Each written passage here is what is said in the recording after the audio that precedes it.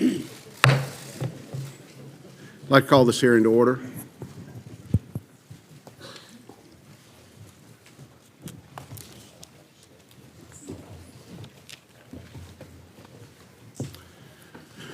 Director Comey, I appreciate your willingness to appear before the committee today, and more importantly, I thank you for your dedicated service and leadership to the Federal Bureau of Investigation.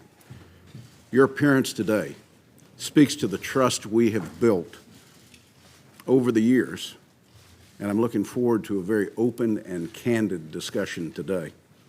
I'd like to remind my colleagues that we will reconvene in closed session at 1 p.m. today, and I ask that you reserve for that venue any questions that might get into classified information.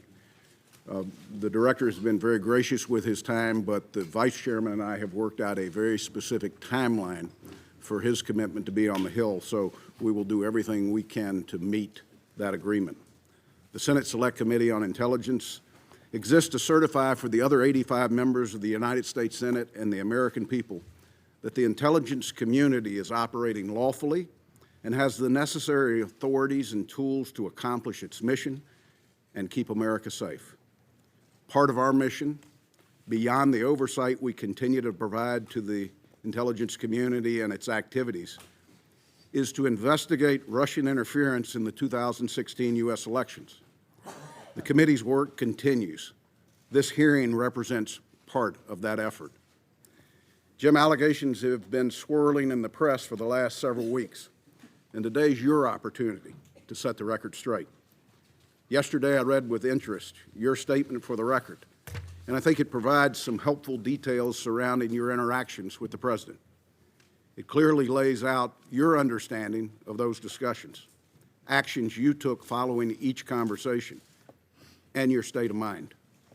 I very much appreciate your candor, and I think it's helpful as we work through to determine the ultimate truth behind possible Russian interference in the 2016 elections. Your statement also provides texture and context to your interactions with the President from your vantage point and outlines a strained relationship. The American people need to hear your side of the story, just as they need to hear the President's descriptions of events. These interactions also highlight the importance of the committee's ongoing investigation. Our experienced staff is interviewing all relevant parties and some of the most sensitive intelligence in our country's possession. We will establish the facts, separate from rampant speculation, and lay them out for the American people to make their own judgment. Only then will we, as a nation, be able to move forward and to put this episode to rest. There are several outstanding issues not addressed in your statement that I hope you'll clear up for the American people today. Did the President's request for loyalty, your impression that the one-on-one dinner of January 27th was, and I quote, at least in part, an effort to create some sort of patronage relationship, or his March 30th phone call asking what you could do to lift the cloud of Russia investigation in any way, alter your approach of the FBI's investigation into General Flynn, or the broader investigation into Russia and possible links to the campaign? In your opinion, did potential Russian efforts to establish links with individuals in the Trump orbit rise to the level we could define as collusion, or was it a counterintelligence concern?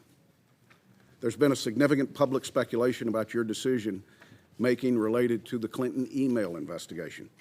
Why did you decide to publicly announce FBI's recommendations that the Department of Justice not pursue criminal charges? You have described it as a choice between a bad decision and a worse decision. The American people need to understand the facts behind your action. This committee is uniquely suited to investigate Russia's interference in the 2016 elections. We also have a unified bipartisan approach to what is a highly charged partisan issue. Russian activities during 2016 election may have been aimed at one party's candidate, but as my colleague Senator Rubio says frequently, in 2018 and 2020, it could be aimed at anyone, at home or abroad. My colleague, Senator Warner, and I have worked to stay in lockstep on this investigation. We've had our differences on approach at times, but I've constantly stressed that we need to be a team, and I think Senator Warner agrees with me. We must keep these questions above politics and partisanship. It's too important to be tainted by anyone trying to score political points.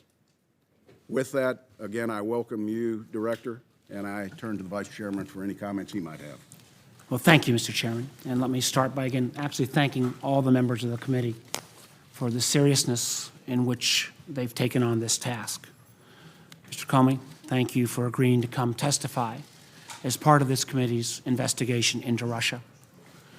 I realize that this hearing has been obviously the focus of a lot of Washington in the last few days. But the truth is, many Americans who may be tuning in today probably haven't focused on every twist and turn of the investigation. So I'd like to briefly describe, at least from this senator's standpoint, what we already know and what we're still investigating. To be clear, this investigation is not about relitigating the election.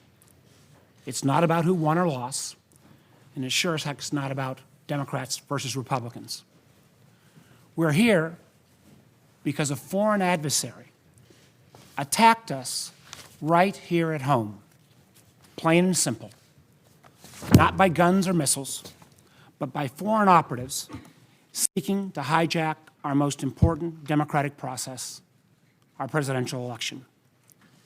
Russian spies engaged in a series of online cyber raids and a broad campaign of disinformation, all ultimately aimed at sowing chaos to undermine public faith in our process, in our leadership, and ultimately in ourselves.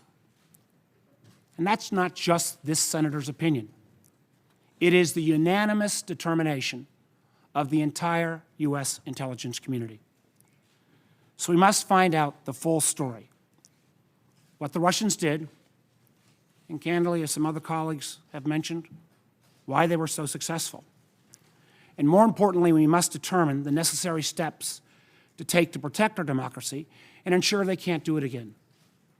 Chairman mentioned elections in 2018 and 2020. In my home state of Virginia, we have elections this year in 2017. Simply put, we cannot let anything or anyone prevent us from getting to the bottom of this. Now, Mr. Comey, let me say at the outset, we haven't always agreed on every issue. In fact, I've occasionally questioned some of the actions you've taken. But I've never had any reason to question your integrity, your expertise, or your intelligence. You've been a straight shooter with this committee and have been willing to speak truth to power, even at the risk of your own career, which makes the way in which you were fired by the president ultimately shocking. Recall, we began this entire process with the president and his staff first denying that the Russians were ever involved and then falsely claiming that no one from his team was ever in touch with any Russians. We know that's just not the truth. Numerous Trump associates had undisclosed contacts with Russians before and after the election, including the president's attorney general, his former national security advisor, and his current senior advisor, Mr. Kushner. That doesn't even begin to count the host of additional campaign associates and advisors who've also been caught up in this massive web. We saw Mr. Trump's campaign manager, Mr. Manafort, forced to step down over ties to Russian-backed entities. The national security advisor, General Flynn, had to resign over his lies about engagements with the Russians. And we saw the candidate himself express an odd and unexplained affection for the Russian dictator while calling for the hacking of his opponent. There's a lot to investigate. Enough, in fact, that then Director Comey publicly acknowledged that he was leading an investigation into those links between Mr. Trump's campaign and the Russian government. As the director of the FBI, Mr. Comey was ultimately responsible for conducting that investigation. which might explain why you're sitting now as a private citizen. What we didn't know was at the same time that this investigation was proceeding, the President himself appears to have been engaged in an effort to influence, or at least co-opt, the Director of the FBI. The testimony that Mr. Comey has submitted for today's hearing is very disturbing. For example, on January 27th, after summoning Director Comey to dinner, the President appears to have threatened the Director's job while telling him, quote, "I need loyalty. I expect loyalty." At a later meeting, on February 14th, the President asked the Attorney General to leave the Oval Office so that he could privately ask Director Comey, again, quote, "to see way clear to letting Flynn go." That is a statement that Director Comey interpreted as a request that he drop the investigation connected to General Flynn's false statements. Think about it. The President of the United States asking the FBI Director to drop an ongoing investigation. And after that, the President called the FBI Director on 2 additional occasions, March 30th and April 11th, and asked him again, quote, to lift the cloud on the Russia investigation. Now, Director Comey denied each of these improper requests. The loyalty pledge, the admonition to drop the Flynn investigation, the request to lift the cloud on the Russia investigation. Of course, after his refusals, Director Comey was fired. The initial explanation for the firing didn't pass any smell test. Somehow Director Comey was fired because he didn't treat Hillary Clinton appropriately. Of course, that explanation lasted about a day because the President himself then made very clear that he was thinking about Russia when he decided to fire Director Comey. Shockingly, reports suggest that the President admitted as much in an Oval Office meeting with the Russians the day after Director Comey was fired. Disparaging our country's top law enforcement official as a quote-unquote nut job, the President allegedly suggested that his firing relieved great pressure on his feelings about Russia. This is not happening in isolation. At the same time the President was engaged in these efforts with Director Comey, he was also, at least allegedly, asking senior leaders of the intelligence community to downplay the Russia investigation or to intervene with the Director.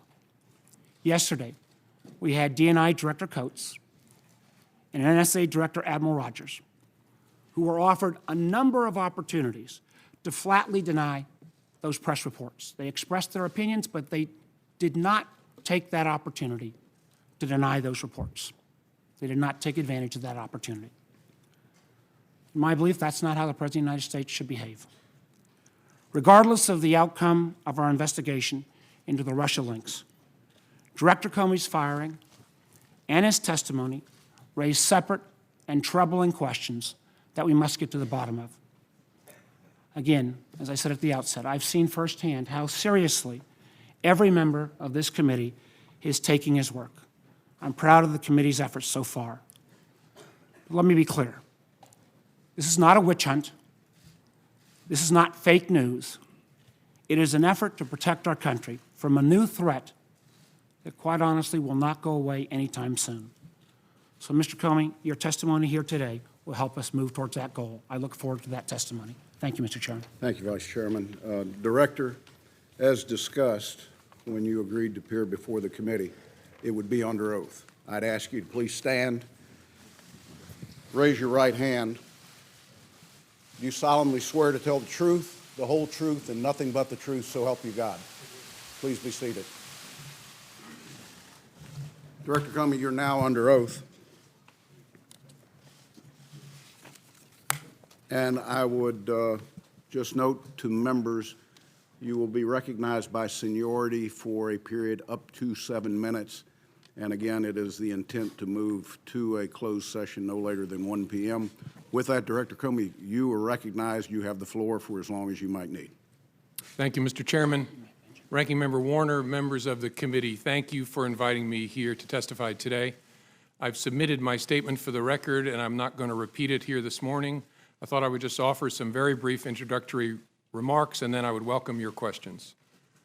When I was appointed FBI Director in 2013, I understood that I served at the pleasure of the President. Even though I was appointed to a 10-year term, which Congress created in order to underscore the importance of the FBI being outside of politics and independent, I understood that I could be fired by a president for any reason or for no reason at all. And on May the 9th, when I learned that I had been fired, for that reason, I immediately came home as a private citizen. But then the explanations, the shifting explanations, confused me and increasingly concerned me. They confused me because the President and I had had multiple conversations about my job, both before and after he took office. And he had repeatedly told me I was doing a great job and he hoped I would stay. And I had repeatedly assured him that I did intend to stay and serve out the remaining 6 years of my term.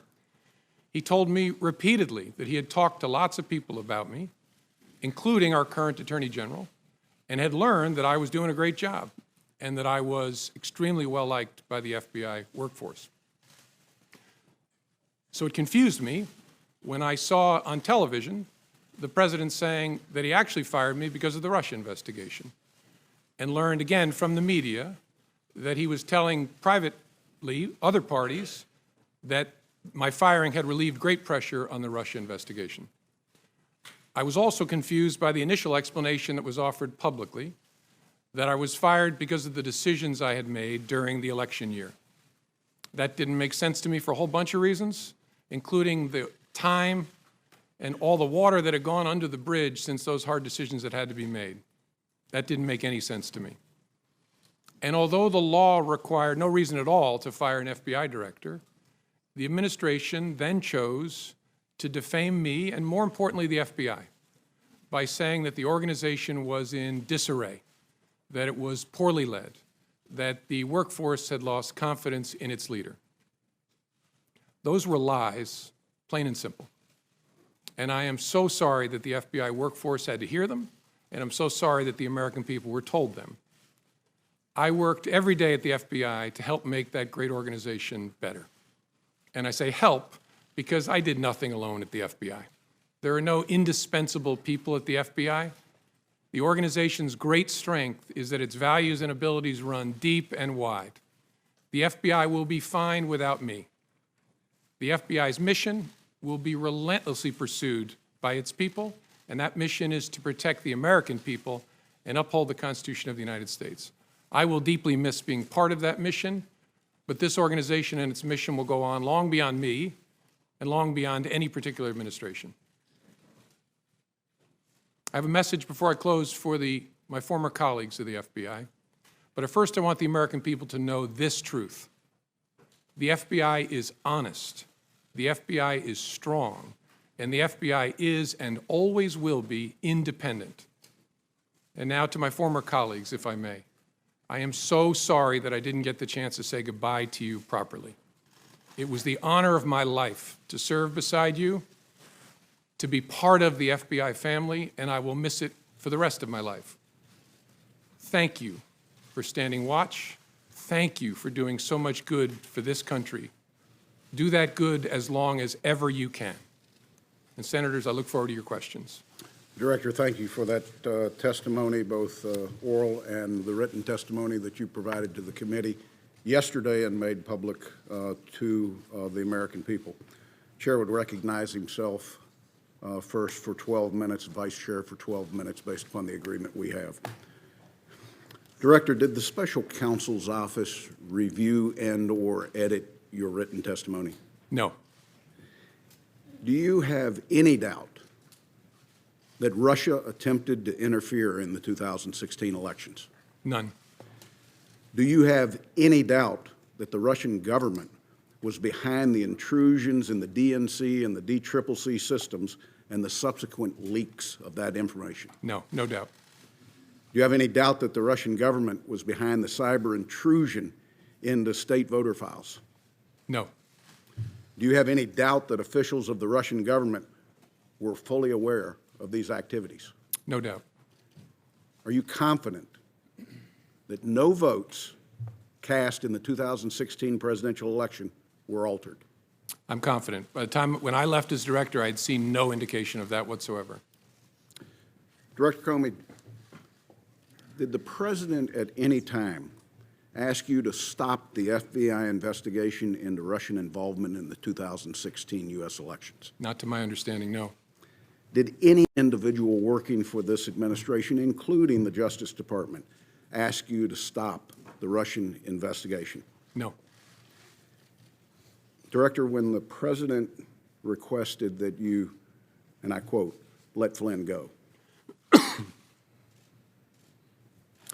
General Flynn had an unreported contact with the Russians, which is an offense. And if press accounts are right, there might have been discrepancies between facts and his FBI testimony. In your estimation, was General Flynn at that time in serious legal jeopardy? And in addition to that, do you sense that the president was trying to obstruct justice or just seek for a way for Mike Flynn to save face, given he had already been fired? Well, General Flynn at that point in time was in legal jeopardy. There was an open FBI criminal investigation of his statements in connection with the Russian contacts and the contacts themselves. And so that was my assessment at the time. I don't think it's for me to say whether the conversation I had with the president was an effort to obstruct. I took it as a very disturbing thing, very concerning, but that's a conclusion I'm sure the special counsel will work towards to try and understand what the intention was there and whether that's an offense. Director, is it possible that as part of this FBI investigation, the FBI could find evidence of criminality that is not tied to the 2016 elections, possible collusion, or coordination with Russians? Sure. So there could be something that just fits a criminal aspect to this that doesn't have anything to do with the 2016 election cycle. Correct. In any complex investigation, when you start turning over rocks, sometimes you find things that are unrelated to the primary investigation that are criminal in nature. Director Comey, you have been criticized publicly for the decision to present your findings on the email investigation directly to the American people. Have you learned anything since that time that would have changed what you said or how you chose to inform the American people? Honestly, no. I mean, it caused a whole lot of personal pain for me, but as I look back, given what I knew at the time and even what I've learned since, I think it was the best way to try and protect the justice institution, including the FBI. In the public domain is this question of the Steele dossier, a document that has been around now for over a year. I'm not sure when the FBI first took possession of it, but the media had it before you had it and we had it. At the time of your departure from the FBI, was the FBI able to confirm any criminal allegations contained in the Steele document? Mr. Chairman, I don't think that's a question I can answer in an open setting because it goes into the details of the investigation.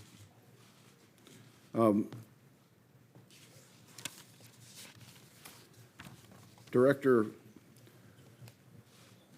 the term we hear most often is collusion. When people are describing possible links between Americans and Russian government entities related to the interference in our election, would you say that it's normal for foreign governments to reach out to members of an incoming administration? Yes. At what point does the normal contact cross the line into an attempt to recruit agents or influence or spies? Difficult to say in the abstract. It depends upon the context, whether there's an effort to keep it covert, what the nature of the requests made of the American by the foreign government are. It's a judgment call based on a whole lot of facts. At what point would that recruitment become a counterintelligence threat to our country? Again, difficult to answer in the abstract, but when a foreign power is using especially coercion or some sort of pressure to try and co-opt an American, especially a government official, to act on its behalf, that's a serious concern to the FBI and at the heart of the FBI's counterintelligence mission. So if you've got a 36-page document of specific claims that are out there, the FBI would have to, for counterintelligence reasons, try to verify anything that might be claimed in there. One, and probably first and foremost, is the counterintelligence concerns that we have about blackmail. Would that be an accurate statement? Yes. If the FBI receives a credible allegation that there is some effort to co-opt, coerce, direct, employ covertly an American on behalf of the foreign power, that's the basis on which a counterintelligence investigation is opened. And when you read the dossier, what was your reaction, given that it was 100% directed at the president-elect? Not a question I can answer in an open setting, Mr. Chairman. Okay. When did you become aware of the cyber intrusion? The first cyber, there's all kinds of cyber intrusions going on all the time. The first Russia-connected cyber intrusion I became aware of in the late summer of 2015. And in that time frame, there were more than the DNC and the DCCC that were targets. Correct. There was a massive effort to target government and non-governmental, near-governmental agencies like nonprofits. What would be the estimate of how many entities out there the Russians specifically targeted in that time frame? It's hundreds. I suppose it could be more than 1,000, but it's at least hundreds. When did you become aware that data had been exfiltrated? I'm not sure exactly. I think either late 15 or early 16. And did you, the director of the FBI, have conversations with the last administration about the risk that this posed? Yes. And share with us, if you will, what actions they took. Well, the FBI had already undertaken an effort to notify all the victims, and that's what we consider the entities that were attacked as part of this massive spear phishing campaign. And so we notified them in an effort to disrupt what might be ongoing. And then there was a series of continuing interactions with entities through the rest of 15 into 16. And then throughout 16, the administration was trying to decide how to respond to the intrusion activity that it saw. And the FBI, in this case, unlike other cases that you might investigate, did you ever have access to the actual hardware that was hacked, or did you have to rely on a third party to provide you the data that they had collected? In the case of the DNC, and I believe the DCCC, but I'm sure the DNC, we did not have access to the devices themselves. We got relevant forensic information from a private party, a high-class entity that had done the work, but we didn't get direct access. But no content. Correct. Isn't content an important part of the forensics from a counterintelligence standpoint? It is, although what was briefed to me by my folks, the people who were my folks at the time, is that they had gotten the information from the private party that they needed to understand the intrusion by the spring of 2016. Let me go back, if I can, very briefly, to the decision to publicly go out with your results on the email. Was your decision influenced by the Attorney General's tarmac meeting with the former President Bill Clinton? Yes, in a ultimately conclusive way. That was the thing that capped it for me, that I had to do something separately to protect the credibility of the investigation, which meant both the FBI and the Justice Department. Were there other things that contributed to that that you can describe in an open session? There were other things that contributed to that. One significant item I can't. I know the committee's been briefed on.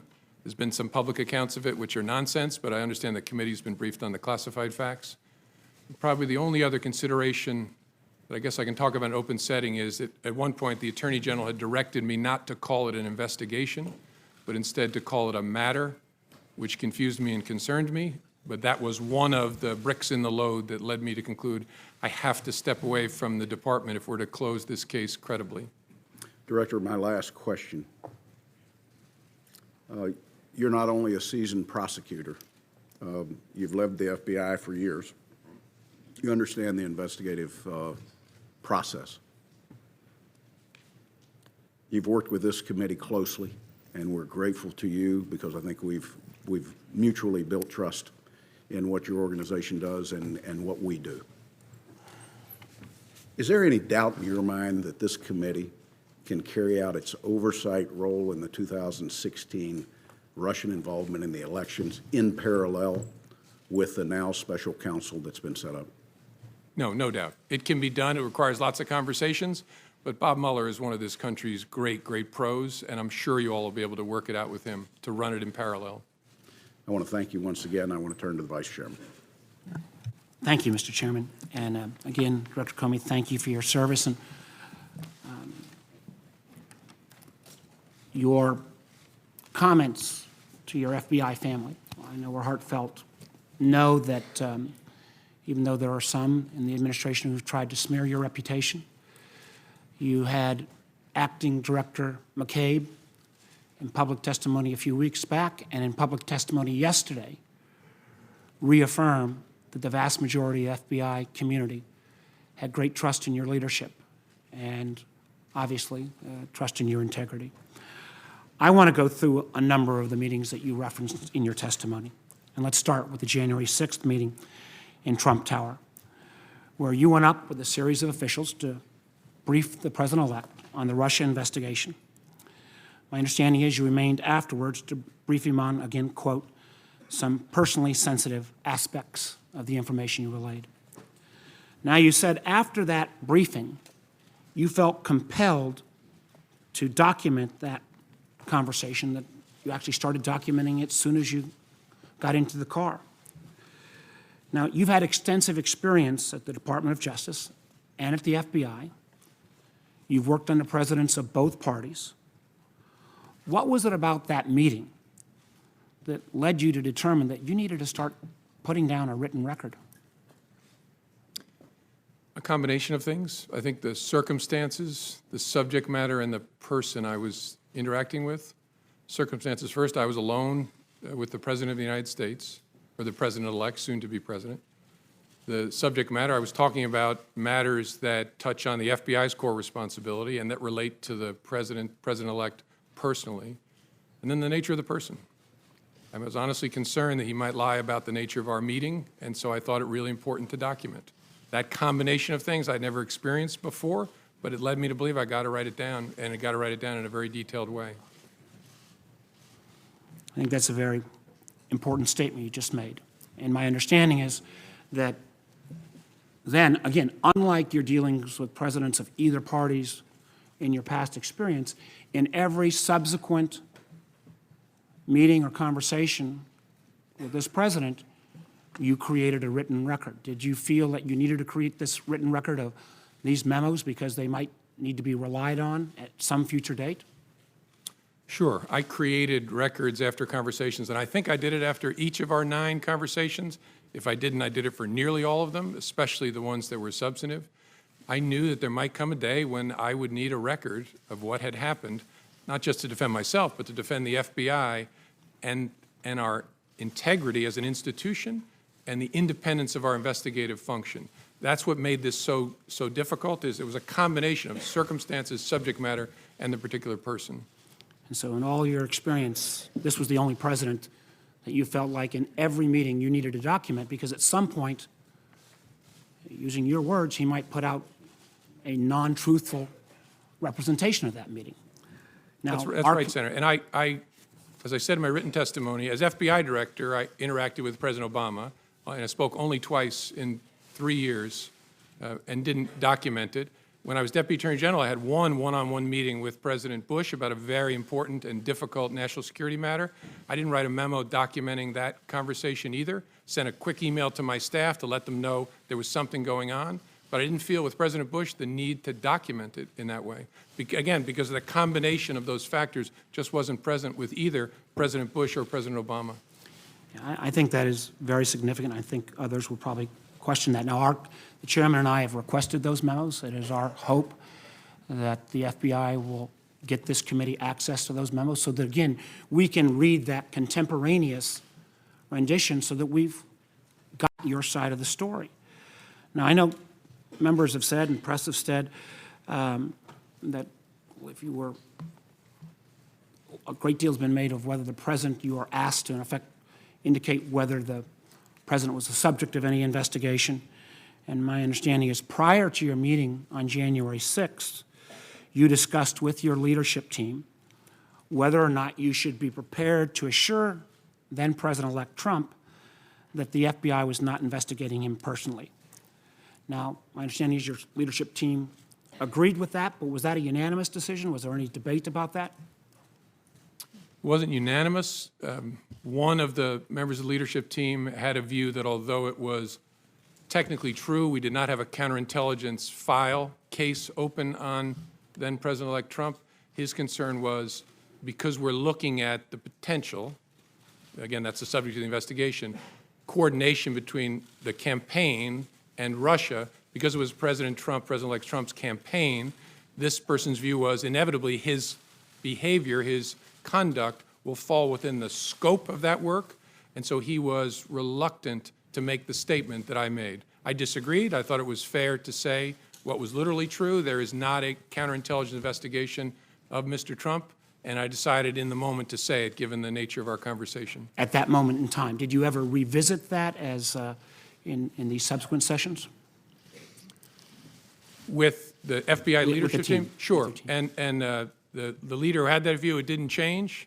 His view was still that it was probably, although literally true, his concern was it could be misleading because the nature of the investigation was such that it might well touch, obviously it would touch the campaign, and the person at the head of the campaign would be the candidate.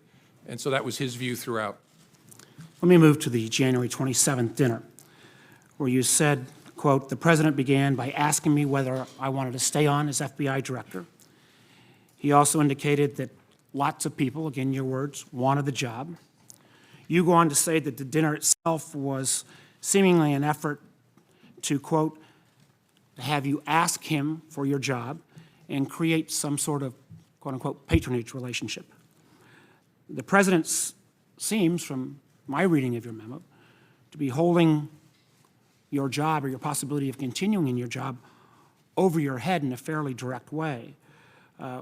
What was your impression, and what did you mean by this notion of a patronage relationship? Well, my impression, and again, it's my impression, I could always be wrong, but my common sense told me that what was going on is either he had concluded or someone had told him that you've already asked Comey to stay and you didn't get anything for it, and that the dinner was an effort to build a relationship, in fact, he asked specifically, of loyalty in the context of asking me to stay. And as I said, what was odd about that is we'd already talked twice about it by that point, and he'd said, I very much hope you'll stay. I hope you'll stay. In fact, I just remembered sitting here, a third one. When you've seen the picture of me walking across the blue room, and what the president whispered in my ear was, I really look forward to working with you.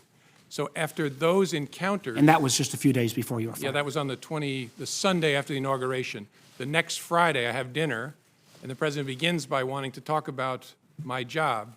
And so I'm sitting there thinking, wait a minute, 3 times you've already asked me to stay or talked about me staying. My common sense, again, I could be wrong, but my common sense told me what's going on here is that he's looking to get something in exchange for granting my request to stay in the job.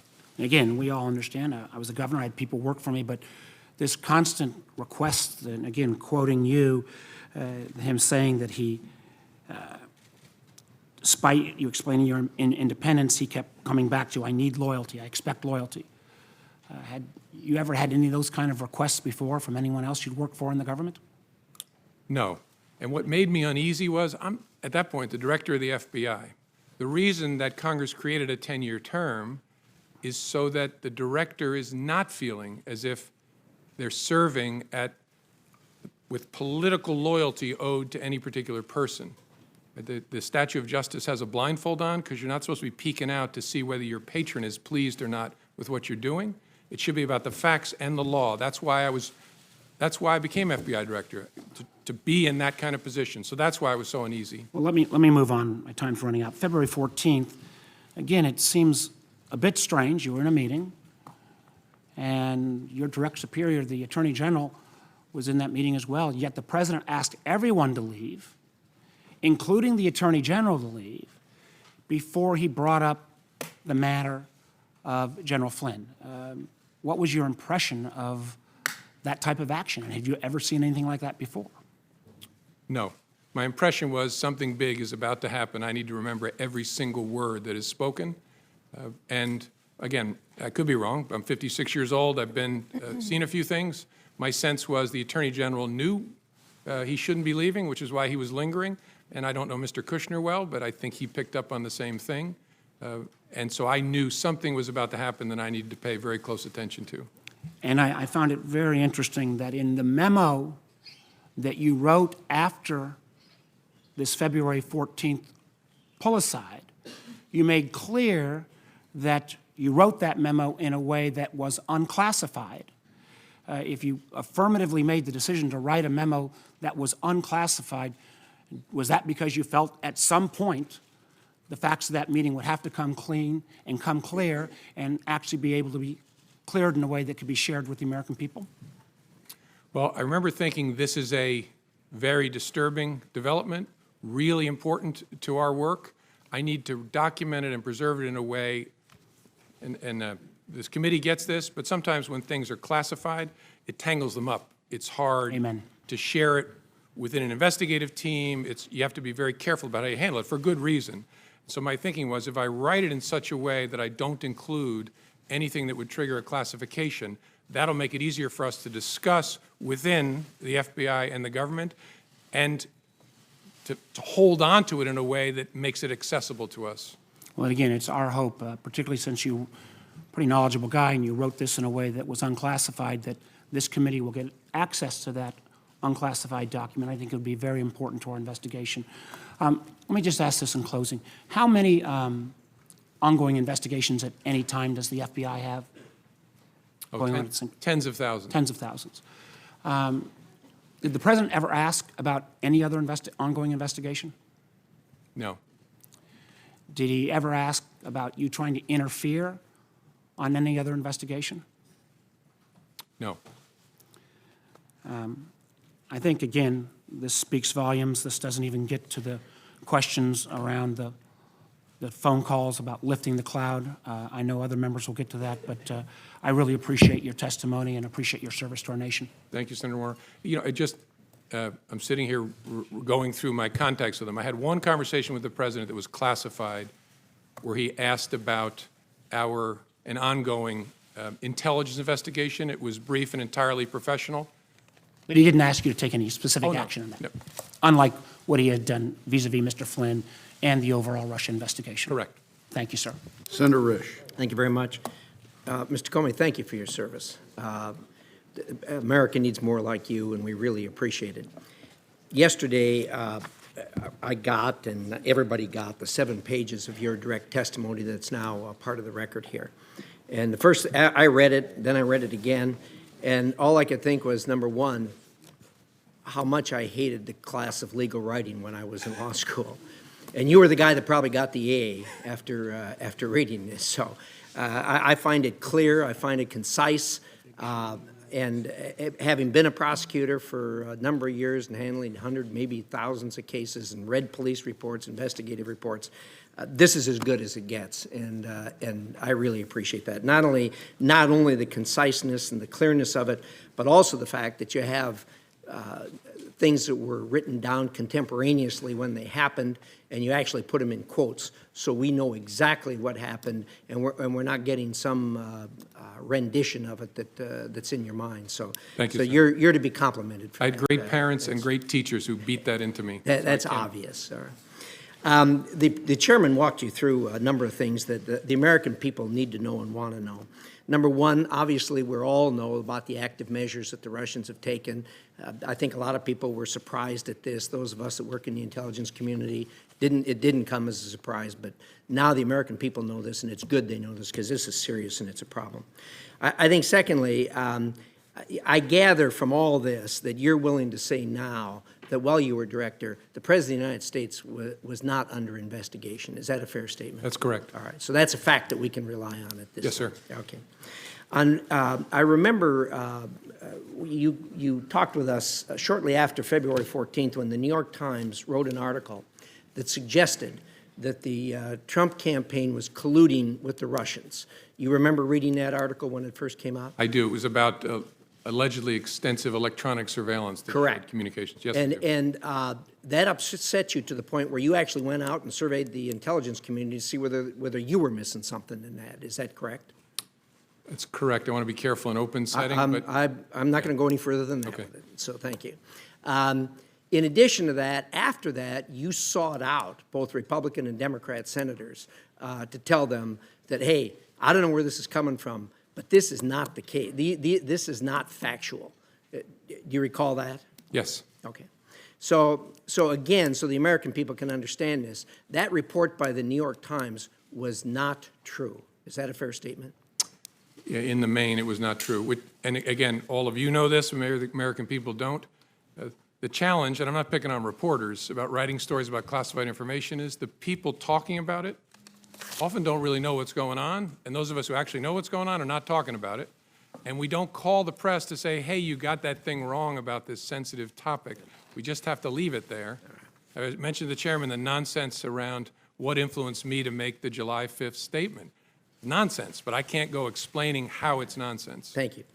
All right, so those three things we now know regarding the active measures with the president's under investigation and the collusion between the Russian, the Trump campaign and the Russians. I want to drill right down, as my time is limited, to the most recent dust-up regarding allegations that the President of the United States obstructed justice. And boy, you nailed this down on page 5, paragraph 3. You put this in quotes. Words matter. You wrote down the words so we can all have the words in front of us now. There's 28 words there that are in quotes, and it says, quote, I hope, this is the president speaking, I hope you can see your way clear to letting this go, to letting Flynn go. He is a good guy. I hope you can let this go. Now, those are his exact words. Is that correct? Correct. And you wrote them here and you put them in quotes? Correct. Okay. Thank you for that. He did not direct you to let it go.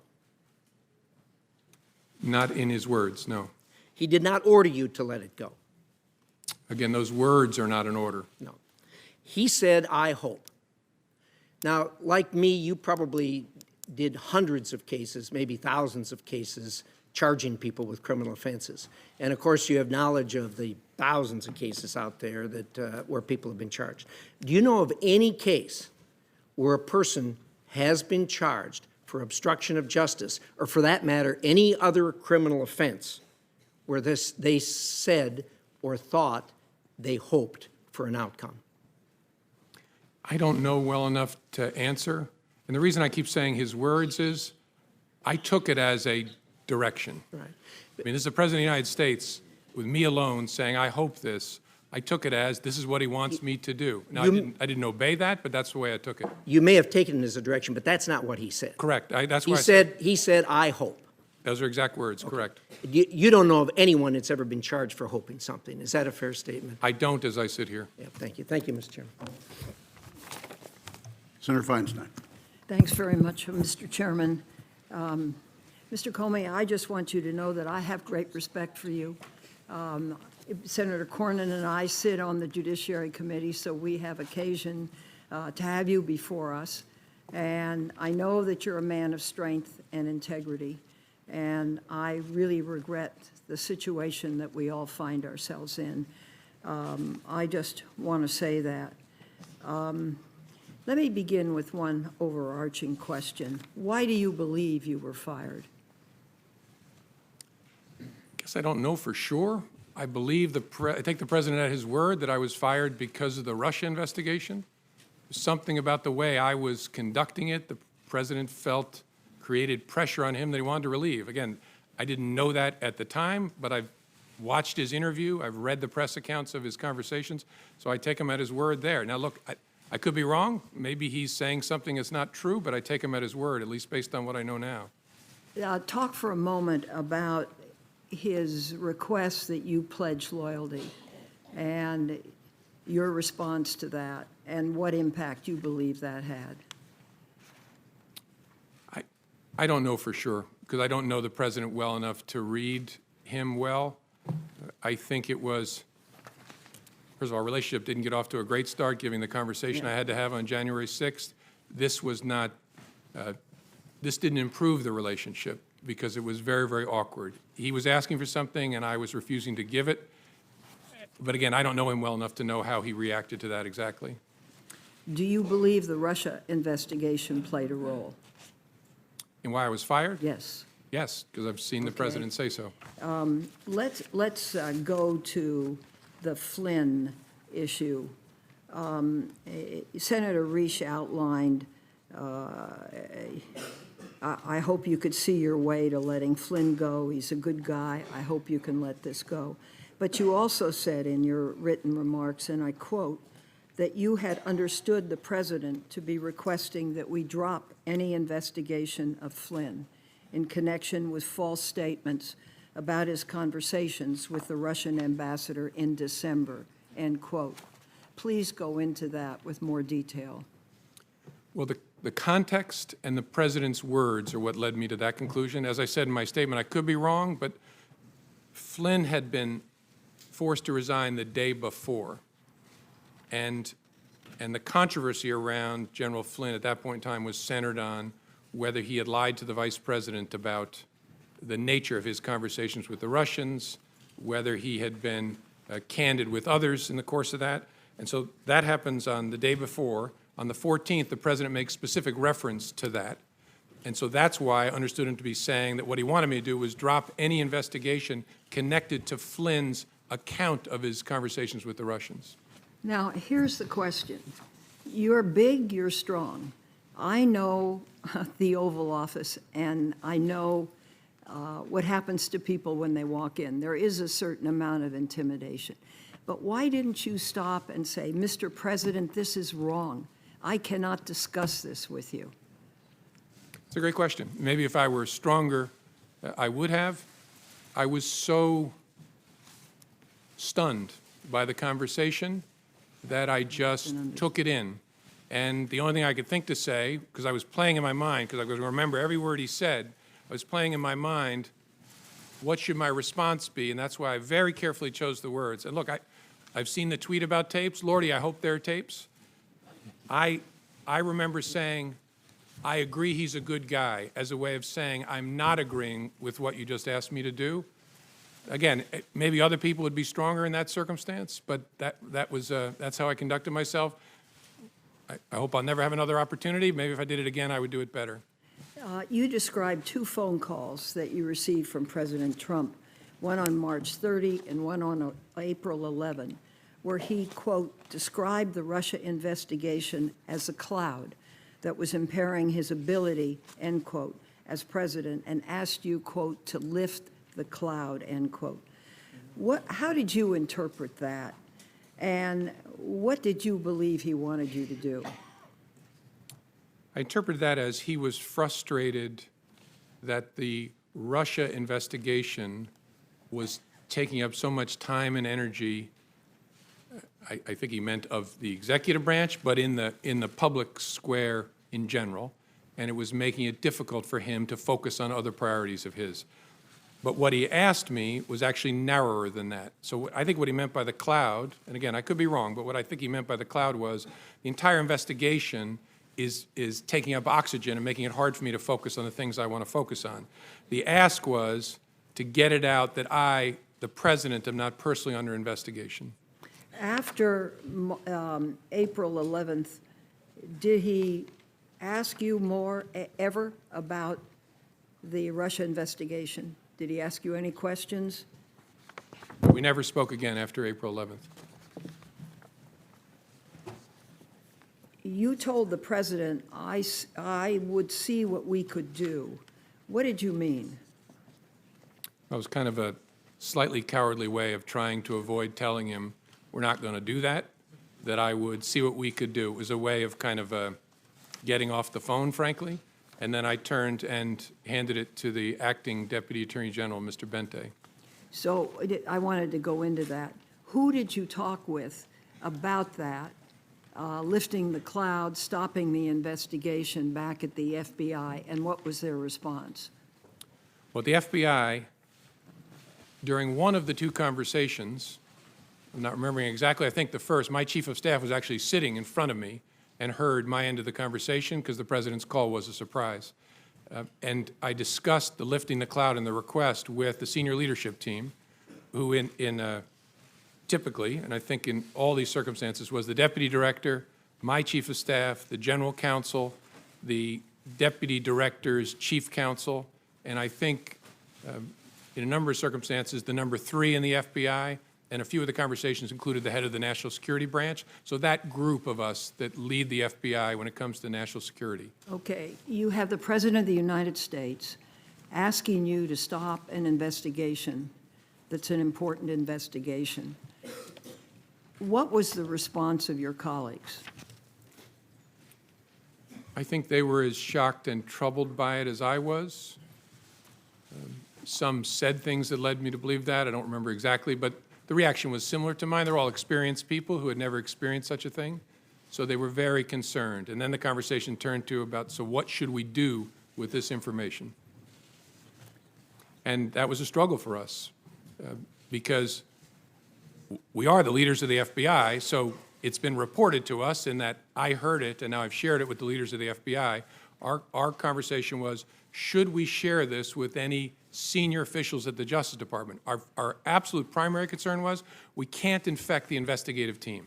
We don't want the agents and analysts working on this to know the President of the United States has asked, and when it comes from the President, I took it as a direction, to get rid of this investigation because we're not going to follow that request. And so we decided we got to keep it away from our troops. But is there anybody else we ought to tell at the Justice Department? And as I laid out in my statement, we considered whether to tell the Attorney General, decided that didn't make sense because we believed, rightly, that he was shortly going to recuse. There were no other Senate-confirmed leaders in the Justice Department at that point. The Deputy Attorney General was Mr. Bente, who was acting and going to be shortly in that seat. And we decided the best move would be to hold it, keep it in a box, document it, as we had already done, and then this investigation is going to go on, figure out what to do with it down the road. Is there a way to corroborate this? Our view at the time was, look, it's your word against the President's. There's no way to corroborate this. My view of that changed when the prospect of tapes was raised, but that's how we thought about it then. Thank you, Mr. Chairman. Senator Rubio. Thank you. Director Comey, the meeting in the Oval Office where he made the request about Mike Flynn, was that the only time he asked you to hopefully let it go? Yes. And in that meeting, as you understood it, he was asking not about the general Russia investigation. He was asking very specifically about the jeopardy that Flynn was in himself.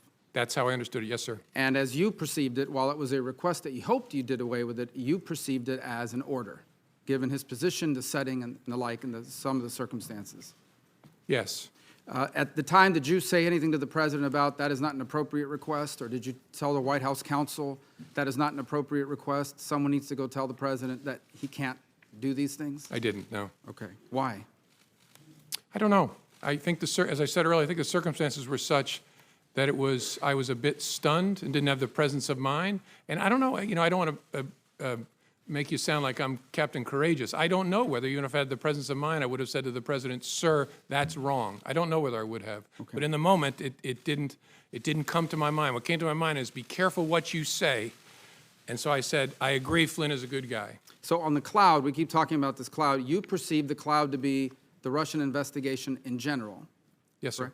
But his specific ask was that you would tell the American people what you had already told him, what you had already told the leaders of Congress, both Democrats and Republicans, that he was not personally under investigation. Yes, sir. In fact, he was asking you to do what you have done here today. Correct. Yes, sir. Okay. And again, at that setting, did you say to the President that it would be inappropriate for you to do so and then talk to the White House counsel or anybody so hopefully they would talk to him and tell him that he couldn't do this? First time I said, I'll see what we can do. Second time, I explained how it should work, that the White House counsel should contact the Deputy Attorney General. You told him the President said, okay, then I think that's what I'll do. And just to be clear, for you to make a public statement that he was not under investigation would not have been illegal, but you felt it made no sense because it could potentially create a duty to correct if circumstances changed. Yes, sir. We wrestled with it before my testimony where I confirmed that there was an investigation, and there were two primary concerns. One was it creates a duty to correct, which I've lived before, and you want to be very careful about doing that.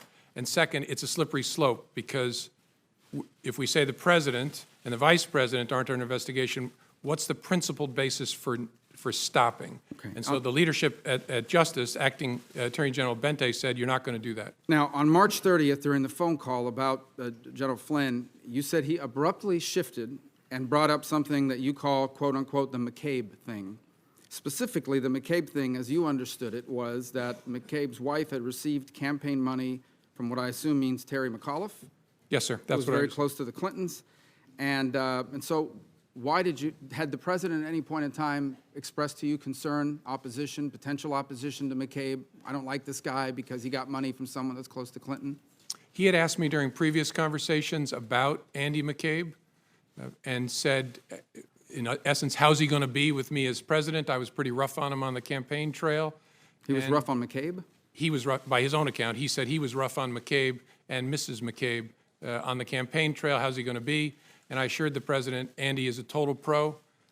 No issue at all. You got to know the people of the FBI. They are not. So then the president turns to you and says, remember, I never brought up the McCabe thing because you said he was a good guy. Did you perceive that to be a statement that I took care of you, I didn't do something because you told me he was a good guy, so now, I'm asking you potentially for something in return? Is that how you perceived it? I wasn't sure what to make of it, honestly. That's possible, but it was so out of context that I didn't have a clear view of what it was.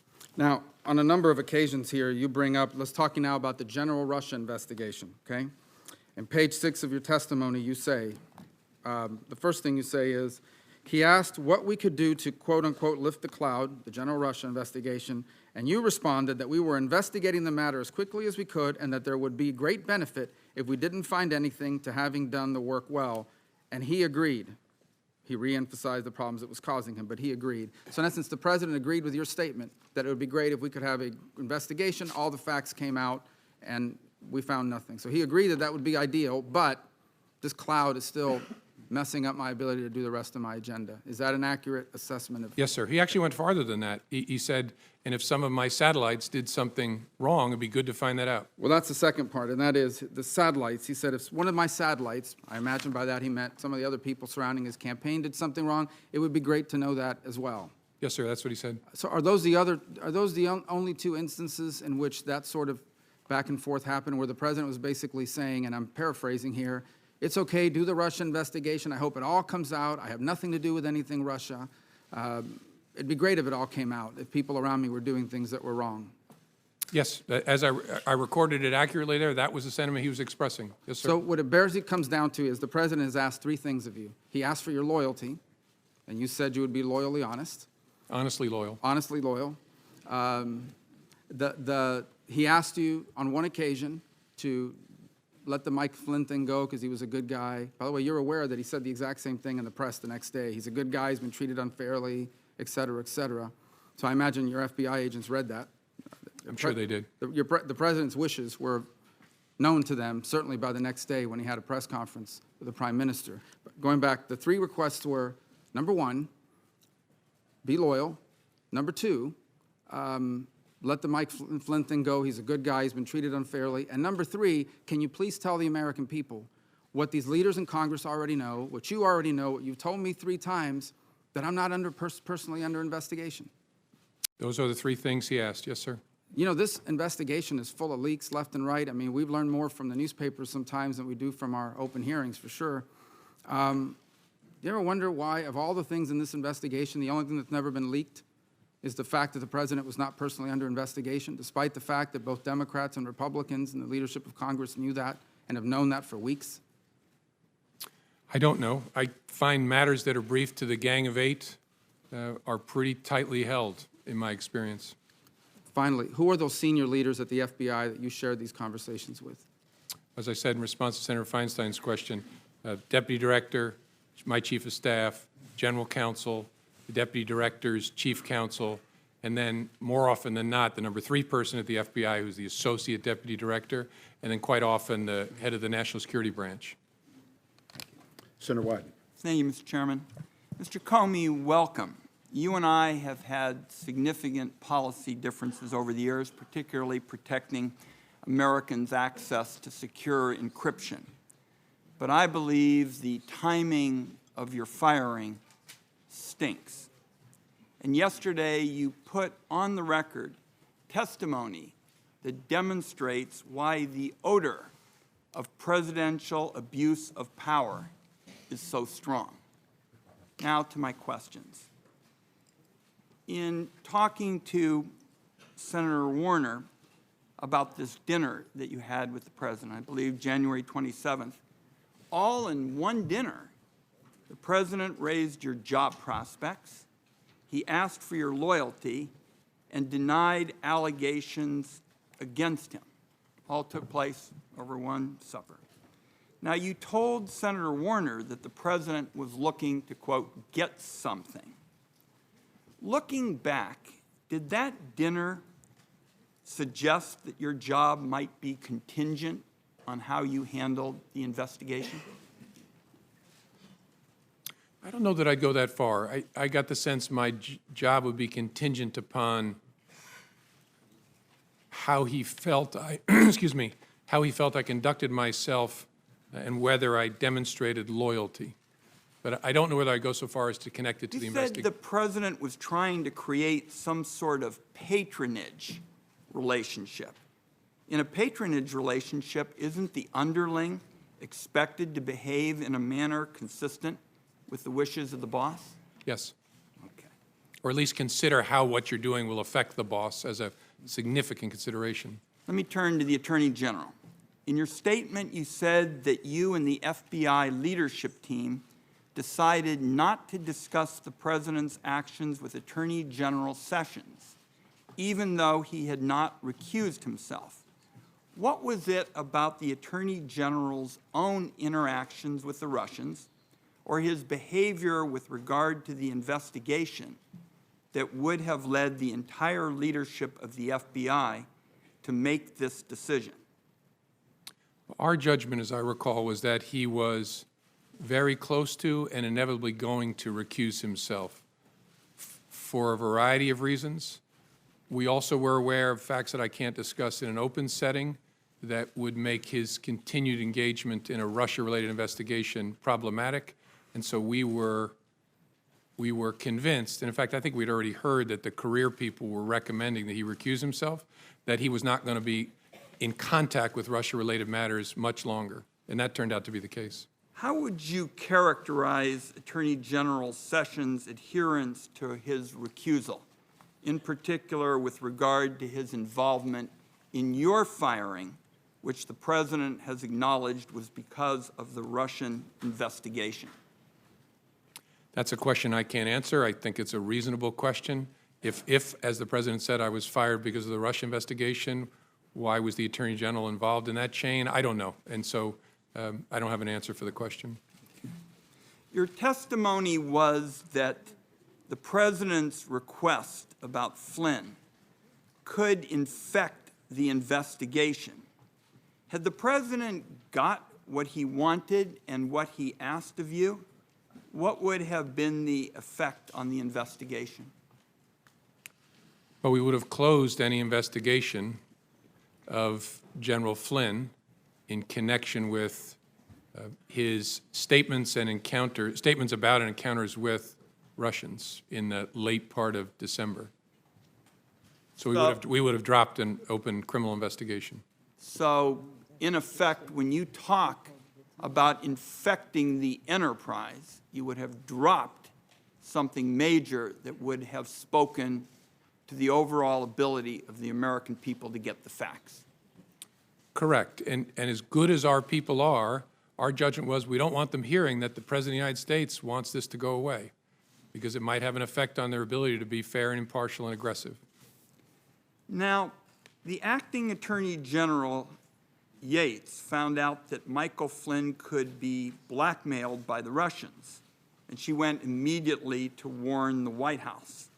Flynn is gone, but other individuals with contacts with the Russians are still in extremely important positions of power. Should the American people have the same sense of urgency now with respect to them?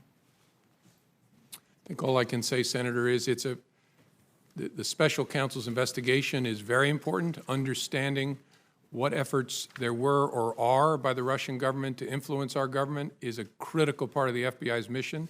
So, and you've got the right person in Bob Mueller to lead it. So it's a very important piece of work. Vice President Pence was the head of the transition. To your knowledge, was he aware of the concerns about Michael Flynn prior to or during General Flynn's tenure as National Security Advisor? I don't, you're asking, including up to the time when Flynn was forced to resign? My understanding is that he was, and I'm trying to remember where I get that understanding from. I think from Acting Attorney General Yates. So, former Acting Attorney General Yates testified that concerns about General Flynn were discussed with the intelligence community. Would that have included anyone at the CIA or Dan Coates' office, the DNI? I would assume yes. Michael Flynn resigned 4 days after Attorney General Sessions was sworn in. Do you know if the Attorney General was aware of the concerns about Michael Flynn during that period? I don't, as I sit here. I don't recall that he was. I could be wrong, but I don't remember that he was. And finally, let's see if you can give us some sense of who recommended your firing. Besides the letters from the Attorney General, the Deputy Attorney General, do you have any information on who may have recommended or have been involved in your firing? I don't. Okay. Thank you, Mr. Chairman. Senator Collins. Thank you, Mr. Chairman. Mr. Comey, let me begin by thanking you for your voluntary compliance with our request to appear before this committee and assist us in this very important investigation. I want first to ask you about your conversations with the president, the 3 conversations in which you told him that he was not under investigation. The first was during your January 6th meeting, according to your testimony, in which it appears that you actually volunteered that assurance. Is that correct? That's correct. Did you limit that statement to counterintelligence investigations, or were you talking about any kind of FBI investigation? I didn't use the term counterintelligence. I was speaking to him and briefing him about some salacious and unverified material. It was in the context of that he had a strong and defensive reaction about that not being true. And my reading of it was important for me to assure him we were not personally investigating him. And so the context then was actually narrower, focused on what I just talked to him about. But it was very important because it was first true, and second, I was worried very much about being in kind of a J. Edgar Hoover type situation. I didn't want him thinking that I was briefing him on this to sort of hang it over him in some way. I was briefing him on it because we had been told by the media it was about to launch. We didn't want to be keeping that from him, and if there was he needed to know this was being said. But I was very keen not to leave him with an impression that the Bureau was trying to do something to him. And so that's the context in which I said, sir, we're not personally investigating you. And then and that's why you volunteered the information. Yes, ma'am. Correct. Then on the January 27th dinner, you told the president that he should be careful about asking you to investigate because, quote, you might create a narrative that we are investigating him personally, which we weren't. Again, were you limiting that statement to counterintelligence investigations or more broadly, such as a criminal investigation? The context was very similar. I didn't modify the word investigation. It was, again, he was reacting strongly again to that unverified material, saying, I'm tempted to order you to investigate it. And that, in the context of that, I said, sir, you want to be careful about that because it might create a narrative we're investigating you personally. And then there was the March 30th phone call with the president in which you reminded him that congressional leaders had been briefed that we were not personally, the FBI was not personally investigating President Trump. And again, was that statement to congressional leaders and to the president limited to counterintelligence investigations, or was it a broader statement? I'm trying to understand whether there was any kind of investigation of the president underway. No, I'm sorry. And if I misunderstood, I apologize. We briefed the congressional leadership about what Americans we had opened counterintelligence investigation cases on, and we specifically said the president is not one of those Americans.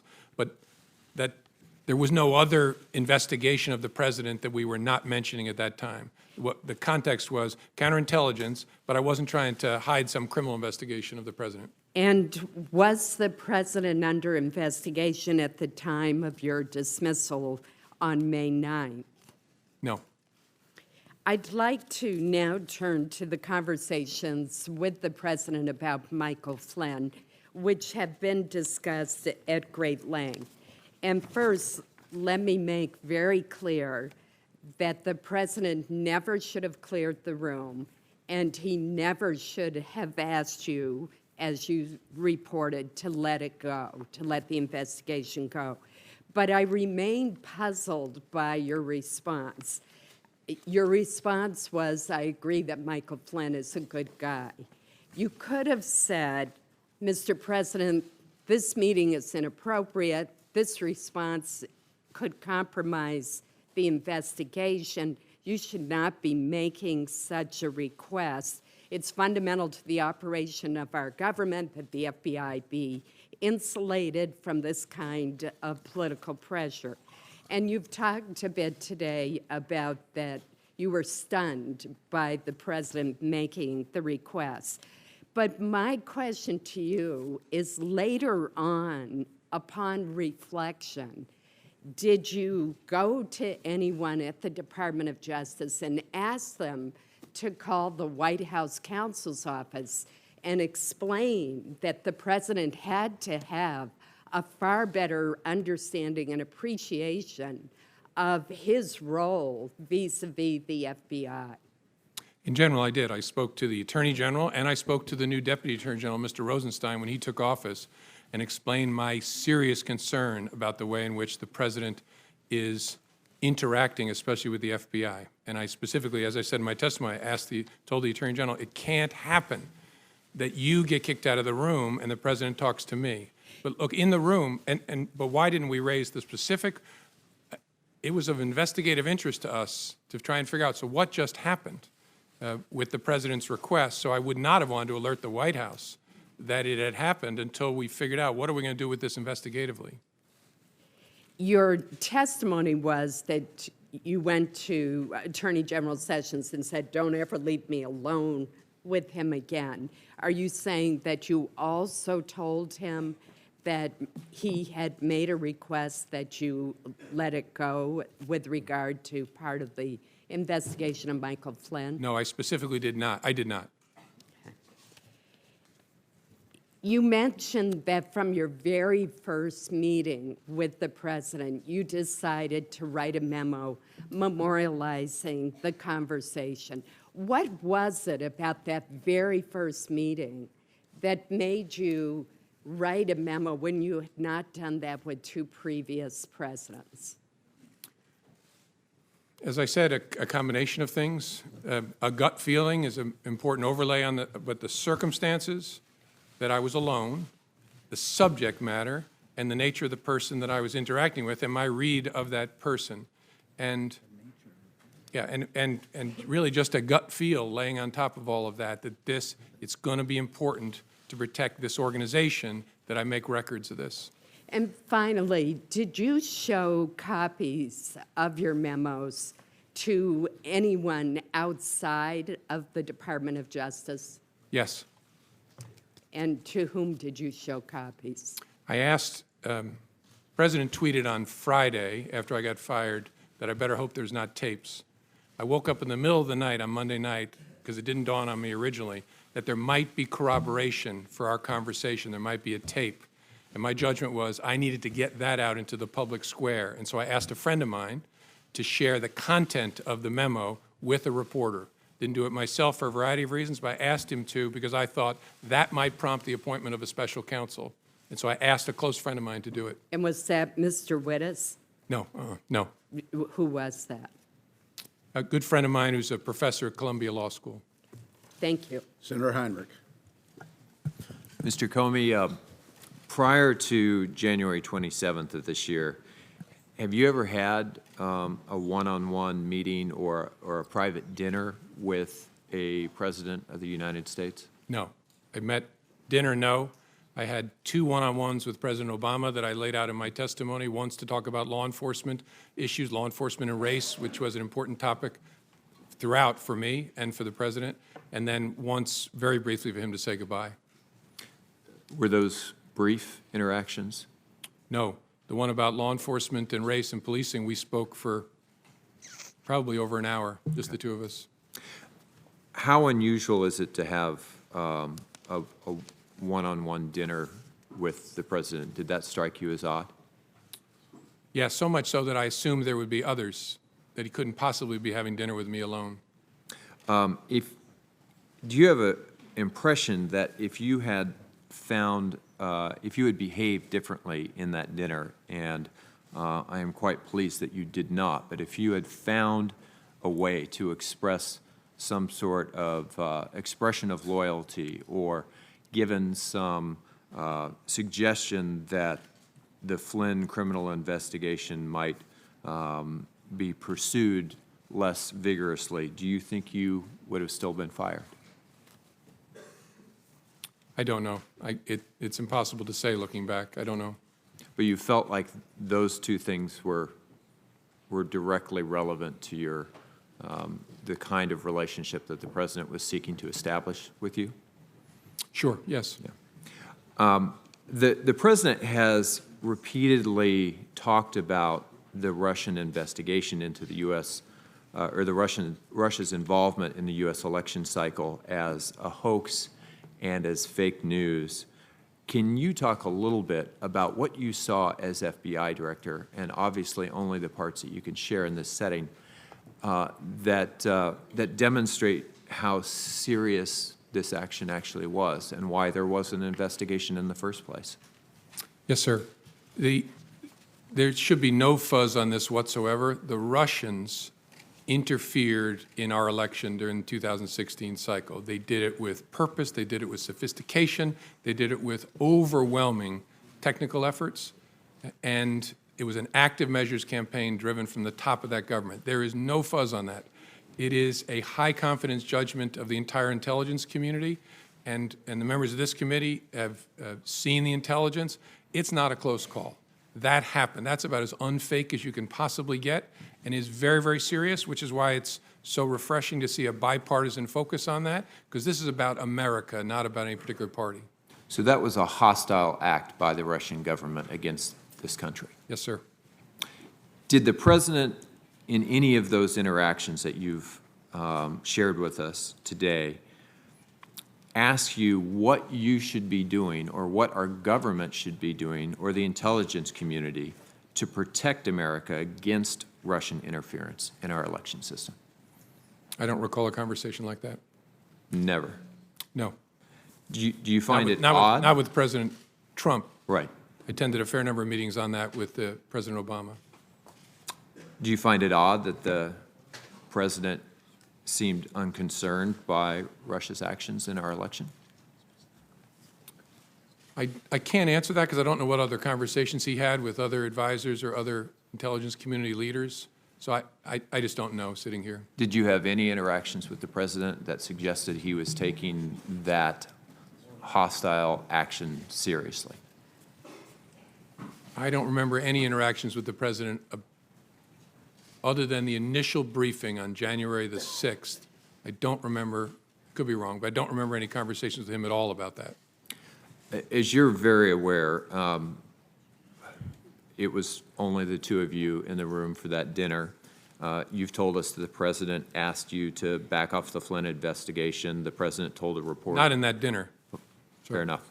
told the reporter he never did that. You've testified that the president asked for your loyalty in that dinner. The White House denies that. A lot of this comes down to who should we believe. Do you want to say anything as to why we should believe you? Probably, my mother raised me not to say things like this about myself, so I'm not going to. I think people should look at the whole body of my testimony, because as I used to say to juries, that when I talked about a witness, you can't cherry pick it. You can't say, I like these things he said, but on this, he's a dirty, rotten liar. Right. You got to take it all together, and I've tried to be open and fair and transparent and accurate. A really significant fact to me is, so why did he kick everybody out of the Oval Office? Why would you kick the Attorney General, the President, the Chief of Staff out to talk to me if it was about something else? And so that to me, as an investigator, is a very significant fact. And as we look at testimony or as communication from both of you, we should probably be looking for consistency. Well, in looking at any witness, you look at consistency, track record, demeanor, record over time, that sort of thing. Thank you.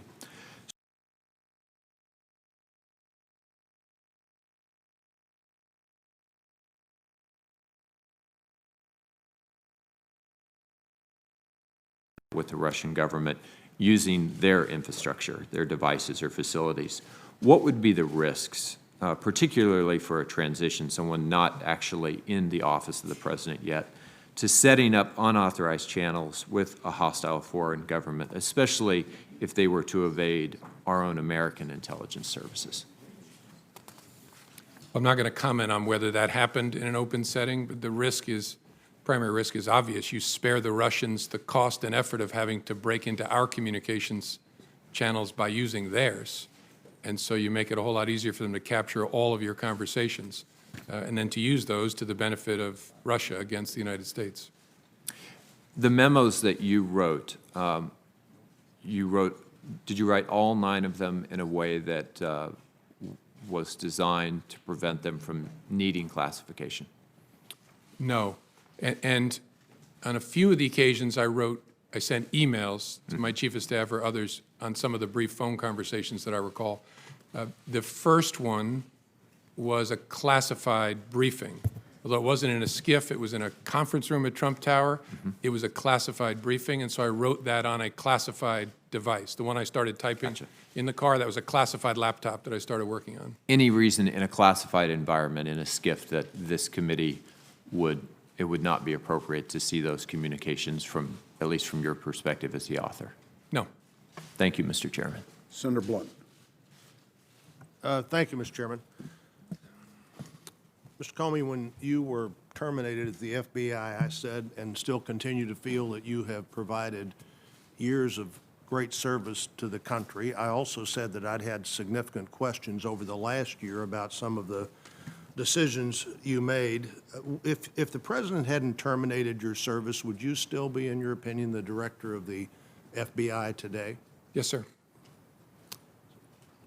So you took as a direction from the president something that you thought was serious and troublesome, but continued to show up for work the next day. Yes, sir. And 6 weeks later, we're telling the president on March the 30th that he was not personally the target of any investigation. Correct. On March the 30th, and I think again on April 11th as well, I told him we're not investigating him personally. That was true. Well, the point to me, the concern to me there is that all these things are going on. You now, in retrospect, or at least you now, to this committee, that you had serious concerns about what the president had, you believe, directed you to do, and had taken no action, hadn't even reported up the chain of command, assuming you believe there isn't up the chain of command, that these things had happened. Do you have a sense of that, looking back, that that was a mistake? No. In fact, I think no action was the most important thing I could do to make sure there was no interference with the investigation. And on the Flynn issue specifically, I believe you said earlier that you believe the president was suggesting you drop any investigation of Flynn's account of his conversation with the Russian ambassador. which was essentially misleading the vice president and others? Correct. And I'm not going to go into the details, but whether there were false statements made to government investigators as well. The, any suggestion that General Flynn had violated the Logan Act, I always find pretty incredible. The Logan Act's been on the books for over 200 years. Nobody's ever been prosecuted for violating the Logan Act. My sense would be that the discussion, not the problem, misleading investigators or the vice president might have been. That's fair. Yes, sir. And had you previously on February the 14th discussed with the president in the previous meeting anything your investigators had learned or their impressions from talking to Flynn? No, sir. So he said he's a good guy, you said he's a good guy, and that was no further action taken on that. Well, he said more than that, but there was no, the action was, I wrote it up, briefed our senior team, tried to figure out what to do with it, and just made a decision. We're going to hold this and then see what we make of it down the road. Yes, sir. Was it your view that not briefing up meant you really had no responsibility to report that to the Justice Department in some way? I think at some point, and I don't know what Director Mueller is going to do with it, but at some point, I was sure we were going to brief it to the team in charge of the case. But our judgment was, in the short term, doesn't make sense to, no fuzz on the fact I reported to the Attorney General. That's why I stressed he shouldn't be kicked out of the room. But it didn't make sense to report to him now. You know, you said the Attorney General said, I don't want to be in the room with him alone again, but you continued to talk to him on the phone. What is the difference in being in the room alone with him and talking to him on the phone alone? Yeah, I think what I stressed to the Attorney General was a little broader than just the room. I said, I report to you. It's very important you be between me and the White House. After that discussion with the Attorney General, did you take phone calls from the President? Yes, sir. So why did you just say you need to talk to, why didn't you say, I'm not taking that call, you need to talk to the Attorney General? Well, I did on the April 11th call, and I reported the calls, the March 30th call and the April 11th call, to my superior, who was the acting Deputy Attorney General. I don't want to run out of time here. Let me make one other point. In reading your testimony, January the 3rd, January the 27th, and March the 30th, it appears to me that on all three of those occasions, you, unsolicited by the President, made the point to him that he was not a target of an investigation. Correct. Yes, sir. One, I thought the March 30th, very interesting. You said, well, even though you don't want, you may not want us, that was the 27th, where he said, why don't you look into that dossier thing more? You said, well, you may not want that because then we couldn't tell you, you couldn't say with, we couldn't answer the question about you being a target of the investigation, but you didn't seem to be answering that question anyhow. As Senator Rubio pointed out, the one unanswered, unleaked question seems to have been that in this whole period of time. But you said something earlier I don't want to fail to follow up on. You said after you were dismissed, you gave information to a friend so that friend could get that information into the public media. Correct. What kind of information was that? What kind of information did you give to a friend? That the Flynn conversation, that the President had asked me to let the Flynn, I mean, I'm forgetting my exact own words, but the conversation in the Oval Office. So you didn't consider your memo or your sense of that conversation to be a government document. You considered it to be somehow your own personal document that you could share with the media as you wanted to? Correct. Through a friend? I understood this to be my recollection recorded of my conversation with the President. As a private citizen, I felt free to share that. I thought it very important to get it out. So were all of your memos that you recorded on classified or other documents, memos that might be yours as a private citizen? I'm sorry, I'm not following the question. Well, I think you said you'd use classified, Oh, yeah, not the classified documents. Unclassified, I don't have any of them anymore, but I gave them to the special counsel. But, yeah, my view was that the content of those unclassified, the memorialization of those conversations was my recollection recorded. So why didn't you give those to somebody yourself rather than give them through a third party? Because I was worried the media was camping at the end of my driveway at that point, and I was actually going out of town with my wife to hide, and I worried it would be like feeding seagulls at the beach if it was if it was I who gave it to the media, so I asked my friend, make sure this gets out. It does seem to me that what you do there is create a source close to the former director of the FBI, as opposed to just taking responsibility yourself for saying, here are these records. Like everybody else, I have other things I'd like to get into, but I'm out of time. Okay. Senator King. Thank you. First, I'd like to acknowledge Senator Blumenthal and earlier Senator Nelson. I think the one principal thing you'll learn today, Senator, is that the chairs there are less comfortable than the chairs here, but I welcome you to the hearing. Mr. Comey, a broad question. Was the Russian activity in the 2016 election a one-off proposition, or is this part of a long-term strategy? Will they be back? Oh, it's a long-term practice of theirs. It stepped up a notch in a significant way in 16. They'll be back. I think that's very important for the American people to understand that this is very much a forward-looking investigation in terms of how do we understand what they did and how do we prevent it. Would you agree that that's a big part of our role here? Yes, sir, and it's not a Republican thing or a Democratic thing. It really is an American thing. They're going to come for whatever party they choose to try and work on behalf of, and they're not devoted to either, in my experience. They're just about their own advantage, and they will be back. That's my observation. I don't think Putin is a Republican or a Democrat. He's an opportunist. I think that's a fair statement. With regard to the several of these conversations, in his interview with Lester Holt on NBC, the president said, I had dinner with him. He wanted to have dinner because he wanted to stay on. Is this an accurate statement? No, sir. Did you in any way initiate that dinner? No. He called me at my desk at lunchtime and asked me, was I free for dinner that night? And called himself and said, can you come over for dinner tonight? And I said, yes, sir. He said, will 6 work? I think he said 6 first. And then he said, I was going to invite your whole family, but we'll do that next time. I wanted you to come over. And is that a good time? I said, sir, whatever works for you. And then he said, how about 6:30? And I said, whatever works for you, sir. And then I hung up and had to call my wife and break a date with her. I was supposed to take her out to dinner that night. That's one of the all-time great excuses for breaking a date. Yeah. In retrospect, I love spending time with my wife. I wish I'd been there that night. That's one question I'm not going to follow up, Mr. Comey.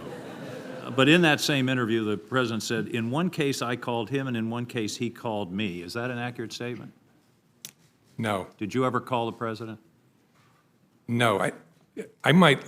The only reason I'm hesitating is I think there was at least one conversation where I was asked to call the White House switchboard to be connected to him, but I never initiated a communication with the president. And in his press conference on May 18th, the president was asked whether he had urged you to shut down the investigation into Michael Flynn. The president responded, quote, no, no. Next question. Is that an accurate statement? I don't believe it is. Thank you.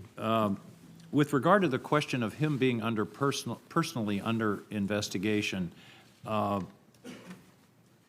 that mean that the dossier is not being reviewed or investigated or followed up on in any way?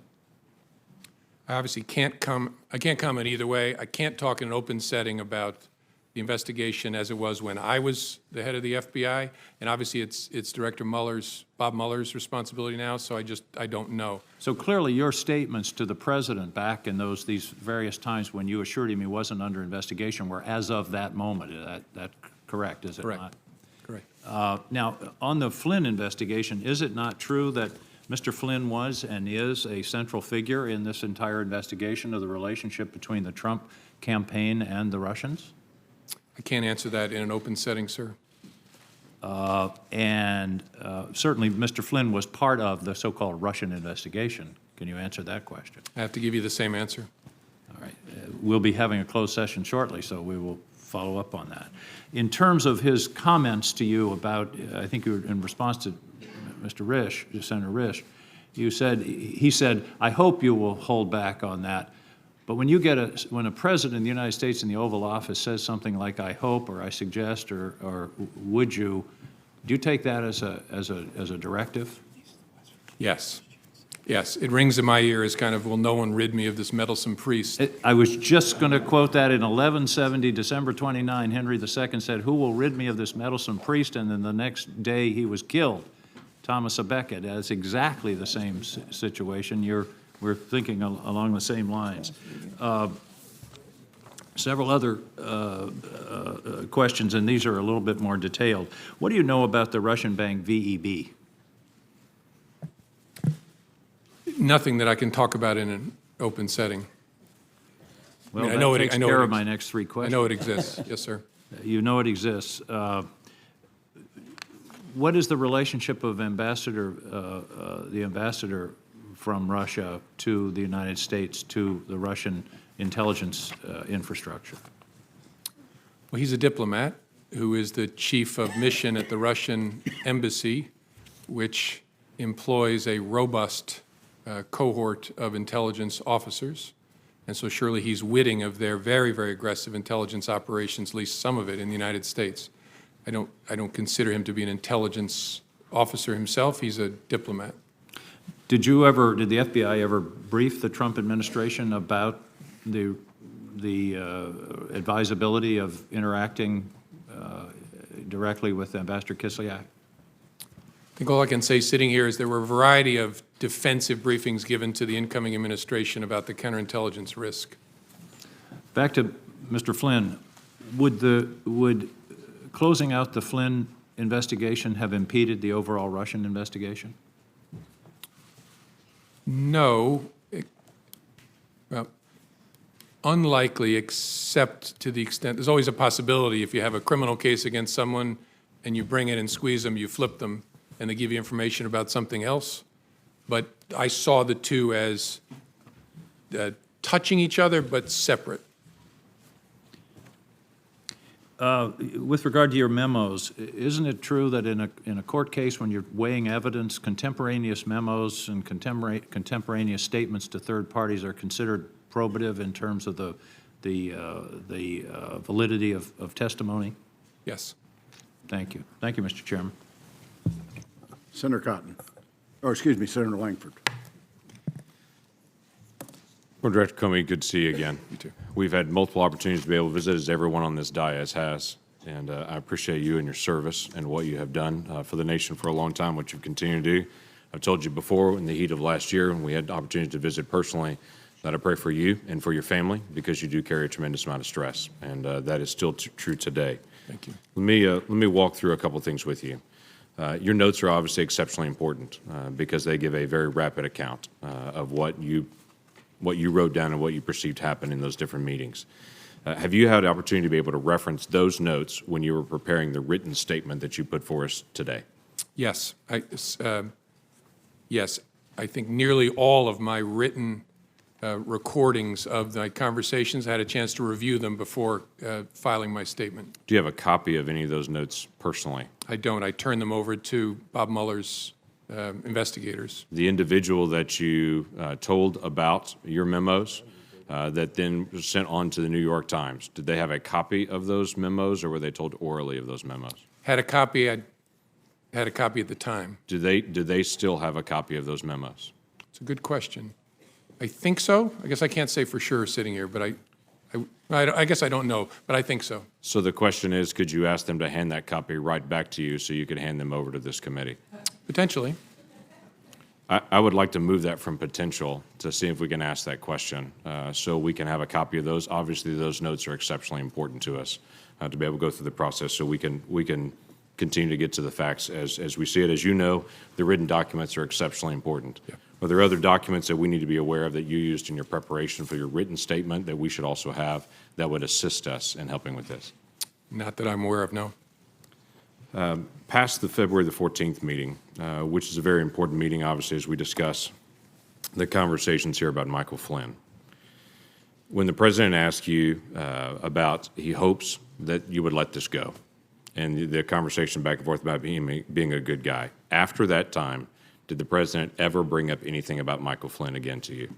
You had multiple other conversations you have documented with the president. No, I don't remember him ever bringing it up again. Did any member of the White House staff ever come to you and talk to you about letting go of the Michael Flynn case or dropping it or anything referring to that? No. Nope. Did the Director of National Intelligence come to you and talk to you about that? No. Did anyone from the Attorney General's office, the Department of Justice, ask you about that? No. Did the head of NSA talk to you about that? No. The key aspect here is if this seems to be something the president's trying to get you to drop it, this seems like a pretty light touch to drop it, to bring it up at that moment, the day after he had just fired Flynn, to come back in and say, I hope we can let this go, but then it never reappears again. Did it slow down your investigation or any investigation that may or may not be occurring with Michael Flynn? No, although I don't know there are any manifestations, outward manifestations of the investigation between February 14th and when I was fired. So I don't know that the president would have any way of knowing whether it was effective or not. Okay, that's fair enough. If the president wanted to stop an investigation, how would he do that? Knowing it's an ongoing criminal investigation or counterintelligence investigation, would that be a matter of trying to go to you perceive, and to say you make it stop because he doesn't have the authority to stop? Or how would the president make an ongoing investigation stop? Again, I'm not a legal scholar, so smarter people answer this better, but I think as a legal matter, the president is the head of the executive branch and could direct, in theory, we have important norms against this, but direct that anybody be investigated or anybody not be investigated. I think he has the legal authority, because all of us ultimately report in the executive branch up to the president. Okay. Would that be to you? Would that be to the Attorney General? Would that be to who that would do that? Suppose you could do it to, if you want to issue a direct order, it could do it in any way. Could do it through the Attorney General or issue it directly to me. Well, is there any question that the president is not real fond of this investigation? I can think of multiple 140-word character expressions that he's done publicly to express he's not fond of the investigations. I've heard you share before in this conversation that you're trying to keep the agents that are working on it away from any comment the president might have made. Quite frankly, the president has informed around 6 billion people that he's not real fond of this investigation.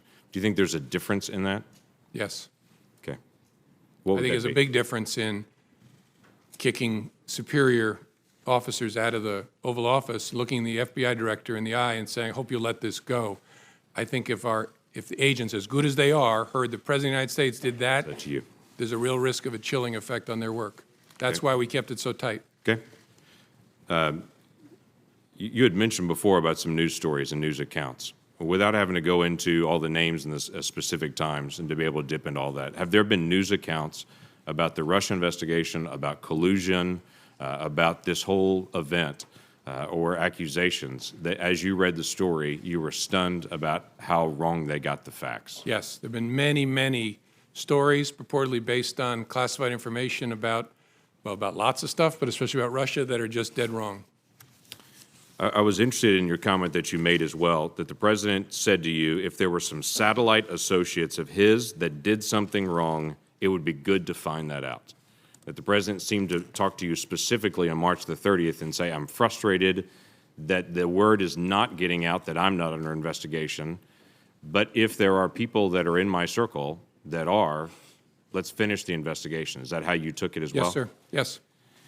And then you made a comment earlier about the Attorney General, previous Attorney General, asking you about the investigation on the Clinton emails, saying that you've been asked not to call it an investigation anymore, but to call it a matter. And you had said that confused you. Can you give us additional details on that? Well, it concerned me because we were at the point where we had refused to confirm the existence, as we typically do, of an investigation for months. And it was getting to a place where that looked silly because the campaigns were talking about interacting with the FBI in the course of our work. The Clinton campaign at the time was using all kinds of euphemisms, security review, matters, things like that, for what was going on. We were getting to a place where the Attorney General and I were both going to have to testify and talk publicly about it. And I wanted to know, was she going to authorize us to confirm we had an investigation? And she said, yes, but don't call it that, call it a matter. And I said, why would I do that? And she said, just call it a matter. And again, you look back in hindsight, you think, should I have resisted harder? I just said, all right, this isn't a hill worth dying on. And so I just said, okay, the press is going to completely ignore it. And that's what happened. When I said, we have opened a matter, they all reported the FBI has an investigation open. And so that concerned me because that language tracked the way the campaign was talking about the FBI's work, and that's concerning. It gave the impression that the campaign was somehow using the same language as the FBI because you were handed the campaign language and told to be able to use the campaign language. Whether, and again, I don't know whether it was intentional or not, but it gave the impression that the Attorney General was looking to align the way we talked about our work with the way a political campaign was describing the same activity, which was inaccurate. We had a criminal investigation open. As I've said before, the Federal Bureau of Investigation. We had an investigation open at the time, and so that gave me a queasy feeling. Thank you. Senator Manchin. Thank you, Mr. Chairman. Thank you, Mr. Comey. I appreciate very much you being here. West Virginians are very interested in this hearing that we're having today. I've had over 600 requests for questions to ask you from my fellow West Virginians, and most of them have been asked. And there's quite a few of them that were quite detailed while asking our classified hearing. I want to thank you, first of all, for coming and agreeing to be here, volunteering, but also volunteering to stay into the classified hearing. I don't know if you had a chance to watch our hearing yesterday. I watched part of it, yes, sir. And it was quite troubling. My colleagues here had some very pointed questions they wanted answers to. They weren't classified. They could have answered in this open setting. They refused to do so. So that even makes us much more appreciative of your cooperation. Sir, the seriousness of the Russian aggressions in our past elections, and knowing that it'll be ongoing, as Senator King had alluded to, what's your concerns there? I mean, what should the American public understand? People said, well, why are we worried about this? Why make such a big deal out of this Russian investigation? Can you tell me what your thoughts would be? Sir. And then the final thing is on this same topic. Did the president ever show any concern or interest or curiosity about what the Russians were doing? Thank you, Senator. As I said earlier, I don't remember any conversations with the president about the Russia election interference. Did he ever ask you any questions concerning this? Well, there was an initial briefing of our findings, and I think there was conversation there. I don't remember it exactly, where he asked questions about what we had found and what our sources were and what our confidence level was. But after that, I don't remember anything. The reason this is such a big deal is we have this big, messy, wonderful country where we fight with each other all the time, but nobody tells us what to think, what to fight about, what to vote for, except other Americans. And that's wonderful and often painful. But we're talking about a foreign government that, using technical intrusion and lots of other methods, tried to shape the way we think, we vote, we act. That is a big deal. And people need to recognize it. It's not about Republicans or Democrats. They're coming after America, which I hope we all love equally. They want to undermine our credibility in the face of the world. They think that this great experiment of ours is a threat to them, and so they're going to try to run it down and dirty it up as much as possible. That's what this is about, and they will be back because we remain, as difficult as we can be with each other, we remain that shining city on the hill, and they don't like it. So this is extremely important. It's extremely dangerous, what we're dealing with, and it's needed, is what you're saying. Yes, sir. Do you believe there were any tapes or recordings of your conversations with the president? It never occurred to me till the president's tweet. I'm not being facetious. I hope there are, and I'll consent to the release of. So both of you are in the same findings here. You both hope there's tapes and recordings. Well, all I can do is hope. The president surely knows whether he taped me, and if he did, my feelings aren't hurt. Release all the tapes. I'm good with it. Gotcha. Sir, do you believe that Robert Mueller, our new special investigator on Russia, will be thorough and complete without political intervention? And would you be confident on these findings and recommendations? Yes, Bob Mueller is one of the finest people and public servants this country has ever produced. He will do it well. He is a dogged, tough person, and you can have high confidence that when it's done, he's turned over all the rocks. You've been asked a wide variety of questions today, and we're going to be hearing more, I'm sure, in our classified hearing. Something I often ask folks when they come here, what details of this saga should we be focusing on, and what would you recommend us do differently? Or to adjust our perspective on this? I don't know. One of the reasons that I'm pleased to be here is I think this committee has shown the American people, although we have two parties and we disagree about important things, we can work together when it involves the core interests of the country. So I would hope you'll just keep doing what you're doing. It's good in and of itself, but it's also a model, especially for kids, that we are a functioning adult democracy.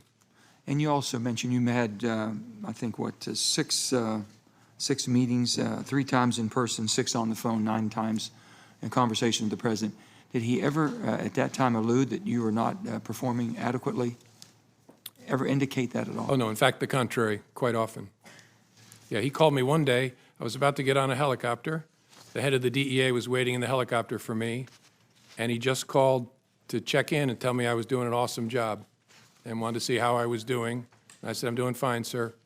And then I finished the call and got on the helicopter. Mr. Comey, do you believe you would have been fired if Hillary Clinton had become president? That's a great question. I don't know. Yeah, I don't know. You have any thoughts about it? No, I might have been. I don't know. Look, I've said before, that was an extraordinarily difficult and painful time.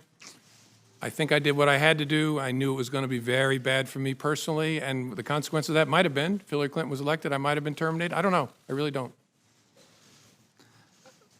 My final question will be, after February 14th meeting in the Oval Office, you mentioned that you asked Attorney General Sessions to ensure that you were never left alone with the president. Did you ever consider why Attorney General Sessions was not asked to stay in the room? Oh, sure. I did, and have. And in that moment, I knew. You ever talked to him about it? No, You never had a discussion with Jeff Sessions on this? no, not at all. On any of your meetings? No. Did he inquire? Did he show any inquiry whatsoever? What was that meeting about? No. Oh, you're right. I did say to him, I'd forgotten this, when I talked to him and said, "You have to be between me and the president," and that's incredibly important, and I forget my exact words, I passed along the president's message about the importance of aggressively pursuing leaks of classified information, which is a goal I share, and I passed that along to the Attorney General. I think it was the next morning in a meeting, but I did not tell him about the Flynn part. Do you believe this will rise to the obstruction of justice?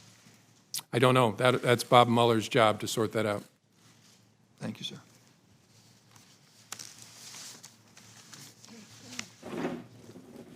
Mr. Chairman. Senator Cotton. Mr. Comey, you encouraged the president to release the tapes. Will you encourage the Department of Justice or your friend at Columbia, or Mr. Mueller, to release your memos? Sure.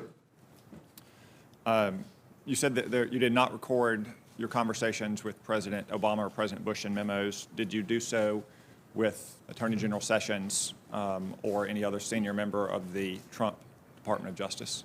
No. Did you? I'm sorry. Did you record conversations and memos with Attorney General Lynch or any other senior member of the Obama Department of Justice? No, not that I recall. In your statement for the record, you cite 9 private conversations with the president, 3 meetings, and 2 phone calls. There are 4 phone calls that are not discussed in your statement for the record. What happened in those phone calls? The president called me, I believe, shortly before he was inaugurated as a follow-up to our conversation, private conversation on January the 6th. He just wanted to reiterate his rejection of the allegation and talk about, he'd thought about it more and why he thought it wasn't true, the verified and unverified and salacious parts. And during that call, he asked me, again, hope you're going to stay, you're doing a great job. And I told him that I intended to. There was another phone call that I mentioned, I think was, could have the date wrong, March the 1st, where he called just to check in with me as I was about to get on the helicopter. There was a secure call we had about an operational matter that was not related to any of this, about something the FBI was working on. He wanted to make sure that I understood how important he thought it was, a totally appropriate call. And then the 4th call, I'm probably forgetting, I may have meant the call when he called to invite me to dinner. I'll think about it as I'm answering other questions, but I think I got that right. Let's turn our attention to the underlying activity at issue here, Russia's hacking into those emails and releasing them, and the allegations of collusion. Do you believe Donald Trump colluded with Russia? It's a question I don't think I should answer in an open setting. As I said, that we didn't, when I left, we did not have an investigation focused on President Trump. But that's a question that'll be answered by the investigation, I think. Let me turn to a couple statements by one of my colleagues, Senator Feinstein. She was the ranking member on this committee until January, which means she had access to information that only she and Chairman Burr did. She's now the senior Democrat on the Judiciary Committee, meaning she has access to the FBI that most of us don't. On May 3rd, on CNN's Wolf Blitzer show, she was asked, do you have evidence that there was in fact collusion between Trump associates and Russia during the campaign? She answered, not at this time. On May 18th, at the same show, Mr. Blitzer said, the last time we spoke, Senator, I asked if you had actually seen any evidence of collusion between the Trump campaign and the Russians, and you said to me, and I'm quoting you now, you said, not at this time. Has anything changed since we last spoke? Senator Feinstein said, well, no, it hasn't. Do you have any reason to doubt those statements? I don't doubt that Senator Feinstein was saying what she understood. I just don't want to go down that path, first of all, because I'm not in the government anymore, and answering in the negative, I just worry leads me deeper and deeper into talking about the investigation in an open setting. I'm always trying to be fair. I don't want to be unfair to President Trump. I'm not trying to suggest by my answer something nefarious, but I don't want to get into the business of saying not as to this person, not as to that person. On February 14th, the New York Times published a story, the headline of which was, Trump campaign aides had repeated contacts with Russian intelligence. You were asked earlier if that was an inaccurate story, and you said in the main. Would it be fair to characterize that story as almost entirely wrong? Yes. Did you have, at the time that story was published, any indication of any contact between Trump people and Russians, intelligence officers, other government officials, or close associates of the Russian government? That's one I can't answer sitting here. We can discuss that in a classified setting then. I want to turn attention now to Mr. Flynn and the allegations of his underlying conduct. To be specific, his alleged interactions with the Russian ambassador on the telephone, and then what he said to senior Trump administration officials and Department of Justice officials. I understand there are other issues with Mr. Flynn related to his receipt of foreign monies or disclosure of potential advocacy activity on behalf of foreign governments. Those are serious and credible allegations that I'm sure will be pursued, but I want to speak specifically about his interactions with the Russian ambassador. There was a story on January 23rd in the Washington Post that says, entitled, FBI reviewed Flynn's calls with Russian ambassador but found nothing illicit. Is this story accurate? I don't want to comment on that, Senator, because I'm pretty sure the Bureau has not confirmed any interception of communications. And so I don't want to talk about that in an open setting. Would it be improper for an incoming national security advisor to have a conversation with a foreign ambassador? In my experience, no. But you can't confirm or deny that the conversation happened, and we would need to know the contents of that conversation to know if it was in fact improper. Yeah, I don't think I can talk about that in an open setting. And again, I've been out of government now a month, so I also don't want to talk about things when it's now somebody else's responsibility. But maybe in the classified setting, we can talk more about that. You stated earlier that there was an open investigation of Mr. Flynn in the FBI. Did you or any FBI agent ever sense that Mr. Flynn attempted to deceive you or made false statements to an FBI agent? I don't want to go too far. That was the subject of the criminal inquiry. Did you ever come close to closing the investigation on Mr. Flynn? I don't think I can talk about that in an open setting either. We can discuss these more in the closed setting then. Mr. Comey, in 2004, you were a part of a well-publicized event about an intelligence program that had been recertified several times, and you were acting Attorney General when Attorney General John Ashcroft was incapacitated due to illness. There was a dramatic showdown at the hospital here. The next day, you said that you wrote a letter of resignation and signed it before you went to meet with President Bush to explain why you refused to certify it. Is that accurate? Yes, I think so. At any time in the 3.5 months you were the FBI director during the Trump administration, did you ever write and sign a letter of recommendation and leave it on your desk? Letter of resignation? No, sir. Letter of resignation? No, sir. So despite all of the things that you've testified to here today, you didn't feel this rose to the level of an honest but serious difference of legal opinion between accomplished and skilled lawyers in that 2004 episode? I wouldn't characterize the circumstances in 2004 that way, but to answer, no, I didn't find encounter any circumstance that led me to intend to resign, consider to resign. No, sir. Thank you. Senator Harris. Director Comey, I want to thank you. You are now a private citizen, and you are enduring a Senate Intelligence Committee hearing, and each of us gets 7 minutes instead of 5 as yesterday to ask you questions. So thank you Now, for I'm wanting to between speak truth. opportunities Well, now, so. Well, you are, I'm sure you'll have future opportunities. You know, you and I are both former prosecutors. I'm not going to require you to answer. I just want to make a statement that in my experience of prosecuting cases, when a robber held a gun to somebody's head and said, "I hope you will give me your wallet," the word hope was not the most operative word at that moment. But you don't have to respond to that point. I have a series of questions to ask you, and they're going to start with, are you aware of any meetings between the Trump administration officials and Russian officials during the campaign that have not been acknowledged by those officials in the White House? That's not even if I remember clearly, that's not a question I can answer in an open setting. Are you aware of any efforts by Trump campaign officials or associates of the campaign to hide their communications with Russian officials through encrypted communications or other means? I have to give you the same answer, Senator. Sure. In the course of the FBI's investigation, did you ever come across anything that suggested that communications records, documents, or other evidence had been destroyed? I think I got to give you the same answer because it would touch on investigative matters. And are you aware of any efforts or potential efforts to conceal communications between campaign officials and Russian officials? I think I have to give you the same answer, Senator. Thank you. As a former Attorney General, I have a series of questions about your connection with the Attorney General during the course of your tenure as Director. What is your understanding of the parameters of General Sessions' recusal from the Russia investigation? I think it's described in a written release or statement from DOJ, which I don't remember sitting here, but the gist was he would be recused from all matters relating to Russia and the campaign or activities of Russia and the 2016 election, I think, something like that. So is your knowledge of the extent of his recusal based on the public statements he's made? Or Correct. Okay.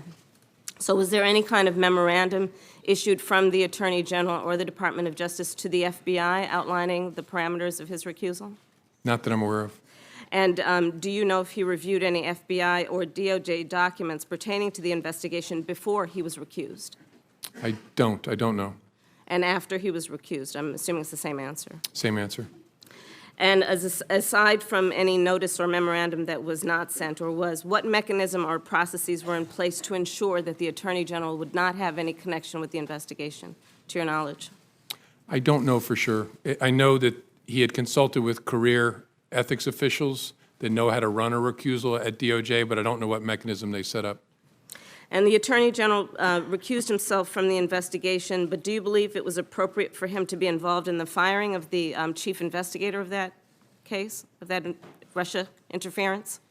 That's something I can't answer sitting here. It's a reasonable question, but that would depend on a lot of things I don't know, like what did he know, what was he told, did he realize that the president was doing it because of the Russia investigation, things like that. I just don't know the answer. You've mentioned in your written testimony in here that the president essentially asked you for a loyalty pledge. Are you aware of him making the same request of any other members of the cabinet? I am not. Do you know one way or another what he... I don't know one way or another. I've never heard anything about it. And you mentioned that you had the conversation where he hoped that you would let the Flynn matter go on February 14th or thereabouts. It's my understanding that Mr. Sessions was recused from any involvement in the investigation about a full 2 weeks later. To your knowledge, was the Attorney General, did he have access to information about the investigation in those interim 2 weeks? In theory, sure, because he's the Attorney General, I don't know whether he had any contact with any materials related to that. To your knowledge, was there any directive that he should not have any contact with any information about the Russian investigation between the February 14th date and the day he was ultimately recused or recused himself on March 2nd? Not to my knowledge. I don't know one way or another. And did you speak to the Attorney General about the Russia investigation before his recusal? I don't think so, no. Do you know if anyone in the department, in the FBI, forwarded any documents or information or memos of any sort to the attention of the Attorney General before his recusal? I don't know of any or remember any sitting here. It's possible, but I don't remember any. Do you know if the Attorney General was involved, in fact involved, in any aspect of the Russia investigation after his recusal on the 2nd of March? I don't. I would assume not, but I don't, well, let me say it this way. I don't know of any information that would lead me to believe he did something to touch the Russia investigation after the recusal. In your written testimony, you indicate that after you were left alone with the President, you mentioned that it was inappropriate and should never happen again to the Attorney General. And apparently, he did not reply, and you write that he did not reply. What did he do, if anything? Did he just look at you? Was there a pause for a moment? What happened? I don't remember real clearly. I have a recollection of him just kind of looking at me, and there's a danger here I'm projecting onto him, so this may be a faulty memory, but I kind of got, his body language gave me the sense like, what am I going to do? Did he shrug? I don't remember clearly. I think the reason I have that impression is I have some recollection of almost an imperceptible, like, what am I going to do? But I don't have a clear recollection of that. He didn't say anything. And on that same February 14th meeting, you said you understood the President to be requesting that you drop the investigation. After that meeting, however, you received 2 calls from the President, March 30th and April 11th, where the President talked about a cloud over his presidency. Has anything you've learned in the months since your February 14th meeting changed your understanding of the President's request? I guess it would be what he has said in public documents or public interviews? Correct. Okay. And is there anything about this investigation that you believe is in any way biased or is not being informed by a process of seeking the truth? No. The appointment of a special counsel should offer great, especially given who that person is, great comfort to Americans, no matter what your political affiliation is, that this will be done independently, competently, and honestly. And do you believe that he should have full authority, Mr. Mueller, to be able to pursue that investigation? Yes, and knowing him well over the years, if there's something that he thinks he needs, he will speak up about it. Do you believe he should have full independence? Oh, yeah. And he wouldn't be part of it if he wasn't going to get full independence. Thank you. Senator Cornyn. Thank you, Mr. Chairman. Mr. Comey, I'll repeat what I've said at previous hearings, that I believe you're a good and decent man who's been dealt a very difficult hand, starting back with the Clinton email investigation. And I appreciate your willingness to appear here today voluntarily and answer our questions and cooperate with our investigation. As a general matter, if an FBI agent has reason to believe that a crime has been committed, do they have a duty to report it? That's a good question. I don't know that there's a legal duty to report it. They certainly have a cultural, ethical duty to report it. You're unsure whether they would have a legal duty? Yeah, it's a good question. I've not thought about it before. I don't know where the legal, there's a statute that prohibits misprision of a felony, knowing of a felony, and taking steps to conceal it, but this is a different question. And so look, let me be clear. I would expect any FBI agent who has information about a crime being committed to report it. Me too. But where you rest that obligation, I don't know. It exists. And let me ask you as a general proposition, if you're trying to make an investigation go away, is firing an FBI director a good way to make that happen? By that I mean... Yeah, it doesn't make a lot of sense to me, but I'm obviously hopelessly biased, given that I was the one fired. I understand it's personal. No, given the nature of the FBI, I meant what I said. There's no indispensable people in the world, including at the FBI, that there's lots of bad things about me not being at the FBI. Most of them are for me, but the work's going to go on as before. So nothing that's happened that you've testified to here today has impeded the investigation of the FBI or Director Mueller's commitment to get to the bottom of this from the standpoint of the FBI and the Department of Justice. Would you agree with that? Correct. Especially the appointment of former Director Mueller is a critical part of that equation. Let me take you back to the Clinton email investigation. I think you've been cast as a hero or a villain, depending on whose political ox is being gored at many different times during the course of the Clinton email investigation, even now perhaps. But you clearly were troubled by the conduct of the sitting Attorney General, Loretta Lynch, when it came to the Clinton email investigation. You mentioned the characterization that you'd been asked to accept that this was a matter and not a criminal investigation, which you said it was. There was the matter of President Clinton's meeting on the tarmac with the sitting Attorney General at a time when his wife was subject to a criminal investigation, and you suggested that perhaps there are other matters that you may be able to share with us later on in a classified setting. But it seems to me that you clearly believe that Loretta Lynch, the Attorney General, had an appearance of a conflict of interest on the Clinton email investigation. Is that correct? I think that's fair. I didn't believe she could credibly decline that investigation, at least not without grievous damage to the Department of Justice and to the FBI. And under Department of Justice and FBI norms, wouldn't it have been appropriate for the Attorney General, or if she had recused herself, which she did not do, for the Deputy Attorney General to appoint a special counsel? That's essentially what's happened now with Director Mueller. Would that have been an appropriate step in the Clinton email investigation, in your opinion? Certainly a possible step, yes, sir. And were you aware that Ms. Lynch had been requested numerous times to appoint a special counsel and had refused? Yes, I think members of Congress had repeatedly asked, yes, sir. Yours truly Okay. did on multiple occasions. And that heightened your concerns about the appearance of a conflict of interest with the Department of Justice, which caused you to make what you have described as an incredibly painful decision to basically take the matter up yourself, and led to that July press conference.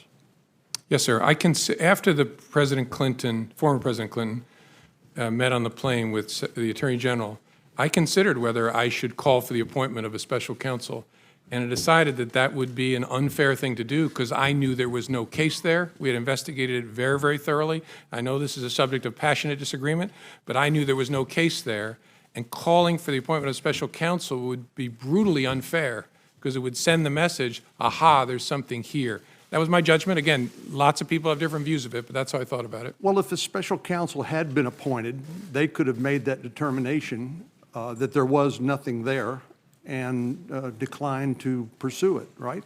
Sure, but it would have been many months later or a year later. Let me just ask you to, given the experience of the Clinton email investigation and what happened there, do you think it's unreasonable for anyone, any president, who has been assured on multiple occasions that he's not the subject of an FBI investigation, do you think it's unreasonable for them to want the FBI director to publicly announce that so that this cloud over his administration would be removed? I think that's a reasonable point of view. The concern would be obviously, because if that boomerang comes back, it's going to be a very big deal because there will be a duty to correct. Well, we saw that in the Clinton email investigation, of course. Yes, I recall that. Yeah, I know you do.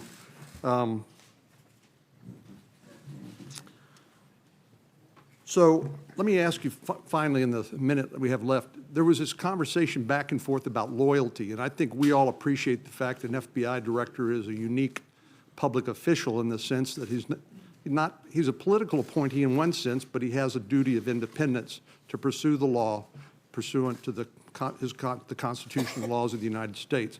And so when the president asked you about loyalty, you got in this back and forth about, well, I'll pledge you my honesty. And then it looks like, from what I've read, you agreed upon honest loyalty or something like that. Is that the characterization? Yes. Thank you very much. Thank you, sir. Senator Reid. Thank you, Mr. Chairman. Thank you, Director Comey. There have been press reports that the president, in addition to asking you to drop the Flynn investigation, has asked other senior intelligence officials to take steps which would tend to undermine the investigation into Russia. There's been reports that he's asked DNI Coates and Admiral Rogers to make public statements exonerating him or taking the pressure off him, and also reports about Admiral Rogers and Director Pompeo to intervene and reach out to the FBI and ask them. Are you aware of any of these, or do you have any information with respect to any of these allegations? I don't. I'm aware of the public reporting, but I had no contact, no conversation with any of those leaders about that subject. Thank you. You have testified that you interpret the discussion with the President about Flynn as a direction to stop the investigation. Is that correct? Yes. You've testified that the President asked you to lift the cloud by essentially making public statements exonerating him and perhaps others. You refused, correct? I didn't do it. I didn't refuse the President. I told him we would see what we could do, and then the second time he called, I told him in substance, that's something your lawyer will have to take up with the Justice Department. And part of the underlying logic was that, we've discussed many times throughout this morning, is the duty to correct. That is a theoretical issue, but also a very practical issue. Was there your feeling that the direction of the investigation could, in fact, include the President? Well, in theory, I mean, as I explained, the concern of one of my senior leader colleagues was, if you're looking at potential coordination between the campaign and Russia, the person at the head of the campaign is the candidate. So logically, this person argued, the candidate's knowledge, understanding will logically become a part of your inquiry if it proceeds. And so I understood that argument. My view was that what I said to the President was accurate and fair to him. I resisted the idea of publicly saying it, although if the Justice Department had wanted to, that I would have done it, because of the duty to correct and the slippery slope problem. And again, also, you've testified that the President asked you repeatedly to be loyal to him, and you responded you would be honestly loyal, which is, I think, your way of saying, I'll be honest and I'll be the head of the FBI and independent. Is that fair? Correct. I tried honest first, and also, I mean, you see it in my testimony, I also tried to explain to him why it's in his interest, and every president's interest, for the FBI to be apart in a way, because its credibility is important to a president and to the country. And so I tried to hold the line. It got very awkward, and I then said, you'll always have honesty from me. He said honest loyalty, and then I acceded to that as a way to end this awkwardness. At the culmination of all these events, you're summarily fired without any explanation or anything else. Well, there was an explanation. I just don't buy it. Well, yes. So you're fired. So do you believe that you were fired because you refused to take the President's direction? Is that the ultimate reason? I don't know for sure. I know I was fired. Again, I take the President's words. I know I was fired because of something about the way I was conducting the Russia investigation was in some way putting pressure on him, in some way irritating him, and he decided to fire me because of that. Now, I can't go farther than that.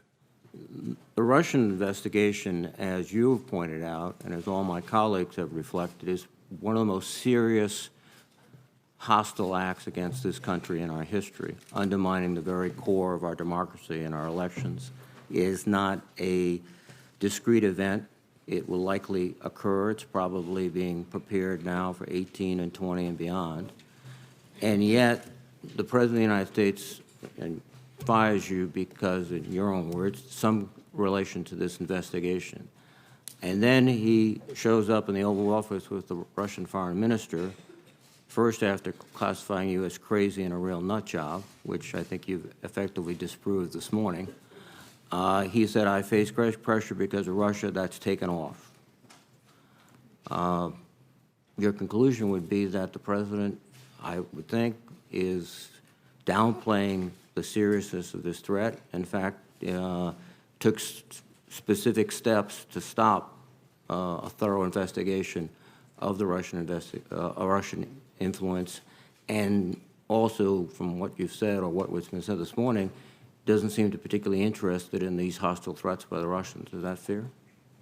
I don't know that I can agree to that level of detail. There's no doubt that it's a fair judgment, it's my judgment, that I was fired because of the Russia investigation. I was fired in some way to change, or the endeavor was to change the way the Russia investigation was being conducted. That is a very big deal, and not just because it involves me. The nature of the FBI and the nature of its work requires that it not be the subject of political consideration.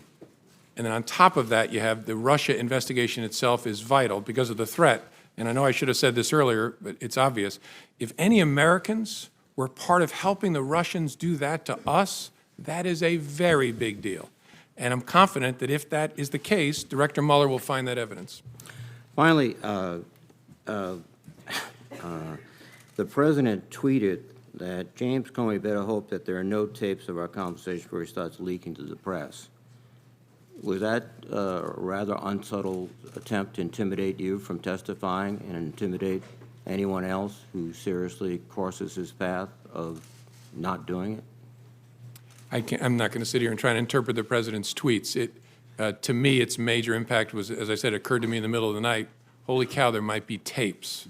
And if there are tapes, it's not just my word against his on the direction to get rid of the Flynn investigation. Thank you very much. Senator McCain.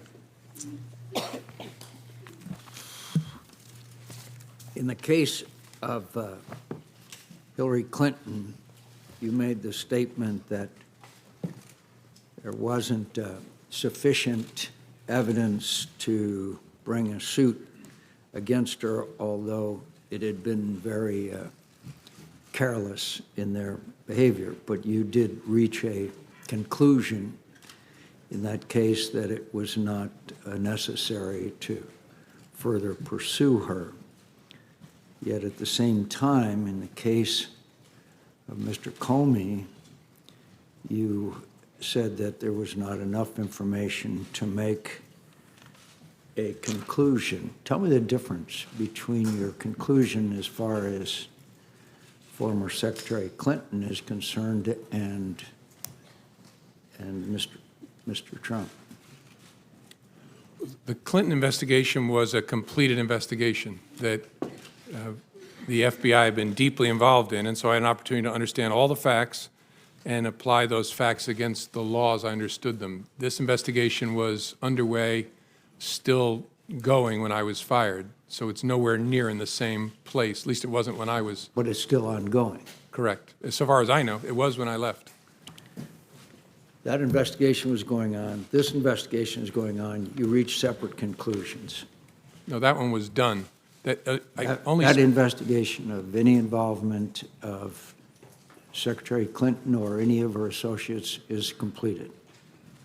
Yes, as of July the 5th, the FBI completed its investigative work, and that's what I was announcing, what we had done and what we had found. Well, at least in the minds of this member, there's a whole lot of questions remaining about what went on, particularly considering the fact that, as you mentioned, it's a, quote, big deal as to what went on during the campaign. So I'm glad you concluded that part of the investigation, but I think that the American people have a whole lot of questions out there, particularly since you just emphasized the role that Russia played. And obviously, she was a candidate for president at the time, so she was clearly involved in this whole situation where fake news, as you just described it, big deal, took place. You're going to have to help me out here. In other words, we're complete the investigation of anything that former Secretary Clinton had to do with the campaign is over and we don't have to worry about it anymore? With respect to Secretary, I'm a little confused, Senator. With respect to Secretary Clinton, Yeah. we investigated criminal investigation in connection with her use of a personal email server. I understand. And that's the investigation I announced the conclusion of on July 5th. So, but at the same time, you made the announcement there would be no charges brought against then Secretary Clinton for any activities involved in the Russia involvement in our engagement in our election. I don't quite understand how you could be done with that, but not done with the whole investigation of their attempt to affect the outcome of our election. No, I'm sorry. We're not, at least when I left, when I was fired on May the 9th, there was still an open, active investigation to understand the Russian efforts and whether any Americans work with them. But you reached the conclusion that there was no reason to bring charges against Secretary Clinton. So you reached a conclusion. In the case of Mr. Comey, the President Comey, No, sir. excuse me, in the case of President Trump, you have an ongoing investigation. So you got one candidate who you're done with and another candidate that you have a long way to go. Is that correct? I don't know how far the FBI has to go, but yes, that the Clinton email investigation was completed, the investigation of Russia's efforts in connection with the election, and whether there was any coordination, and if so, with whom, between Russia and the campaign, was ongoing when I left. You just made it clear in what you said. This is a, quote, big deal, unquote. I think it's hard to reconcile. In one case, you reach a complete conclusion, and the other side, you have not. And you've, in fact, obviously, there's a lot more there, as we know, as you called it, a, quote, big deal. She's one of the candidates. But in her case, you say there would be no charges, and in the case of President Trump, the investigation continues. What has been brought out in this hearing is more and more emphasis on the Russian engagement and involvement in this campaign. How serious do you think this was? Very serious, but I want to say something, be clear. We have not announced, and there was no predication to announce, an investigation of whether the Russians may have coordinated with Secretary Clinton's campaign. Secretary Clinton's campaign. No, but they may not have been involved with their campaign. They were involved with the entire presidential campaign, obviously. Of course. Yes, sir.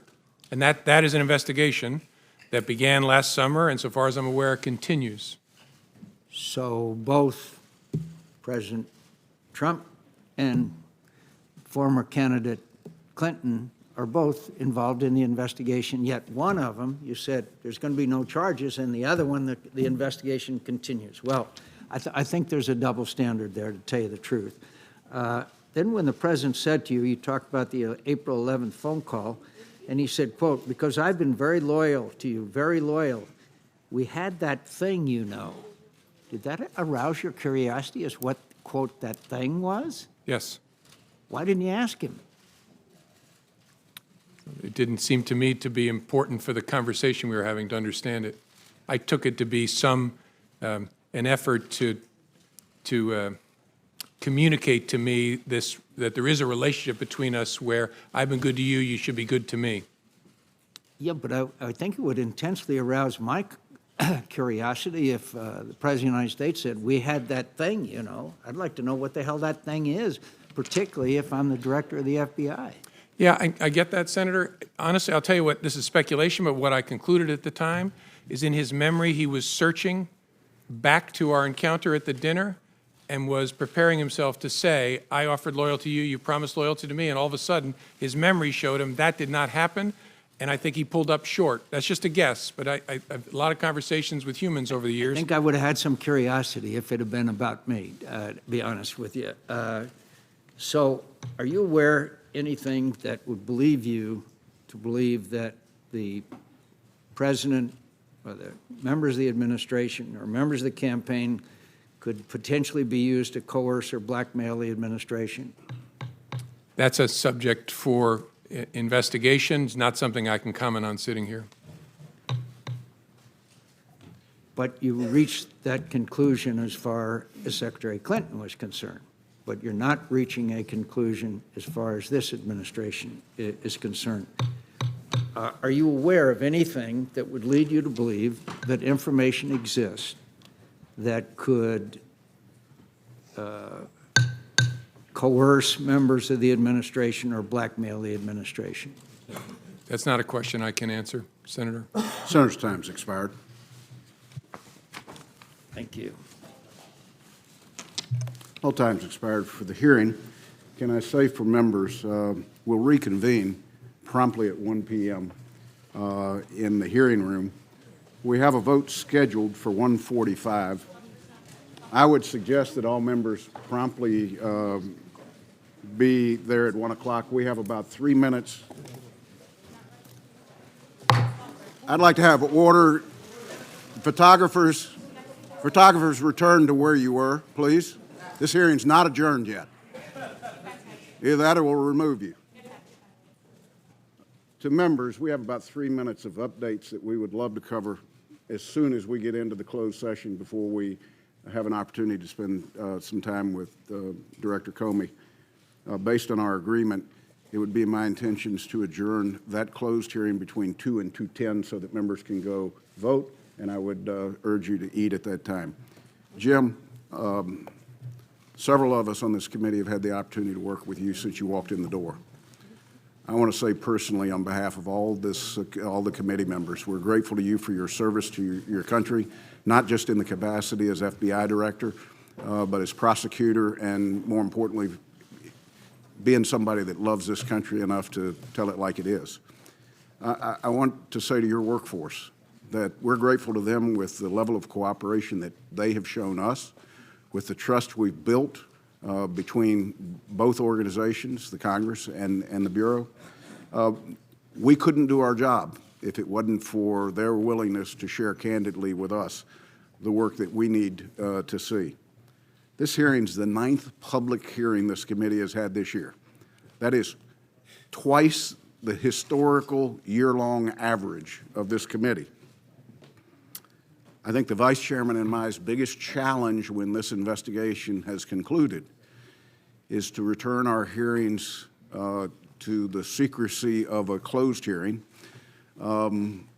to encourage our members not to freely talk about intelligence matters publicly, and to respect the fact that we have a huge job, and that's to represent the entire body of the United States Senate and the American people, to make sure that we work with the intelligence community to provide you the tools to keep America safe, and that you do it within the legal limit or those limits that are set by the executive branch.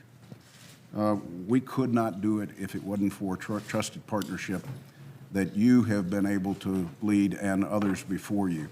So as we depart from this is a pivotal hearing in our investigation. We're grateful to you for the professionalism you've shown and your willingness. I will turn to the Vice Chairman. I simply want to echo, again, the thanks for your appearance. And there clearly still remain a number of questions. And the one thing I want to commit to you, and more importantly, I think, Chairman, I want to commit to all those who are still potentially watching and following. There's still a lot of unanswered questions, and we're going to get to the bottom of this. We're going to get the facts out. The American people deserve to know. There's the questions around implications of Trump officials and the Russians, but there's also the macro issue of what the Russians did and continue to do. And I think it is very important that all Americans realize that threat is real. It is continuous. It is not just towards our nation. It is all towards all Western democracies, and we have to come to a solution set. Thank you, Mr. Chairman. Director Comey, thank you once again on behalf of the committee. This hearing's adjourned.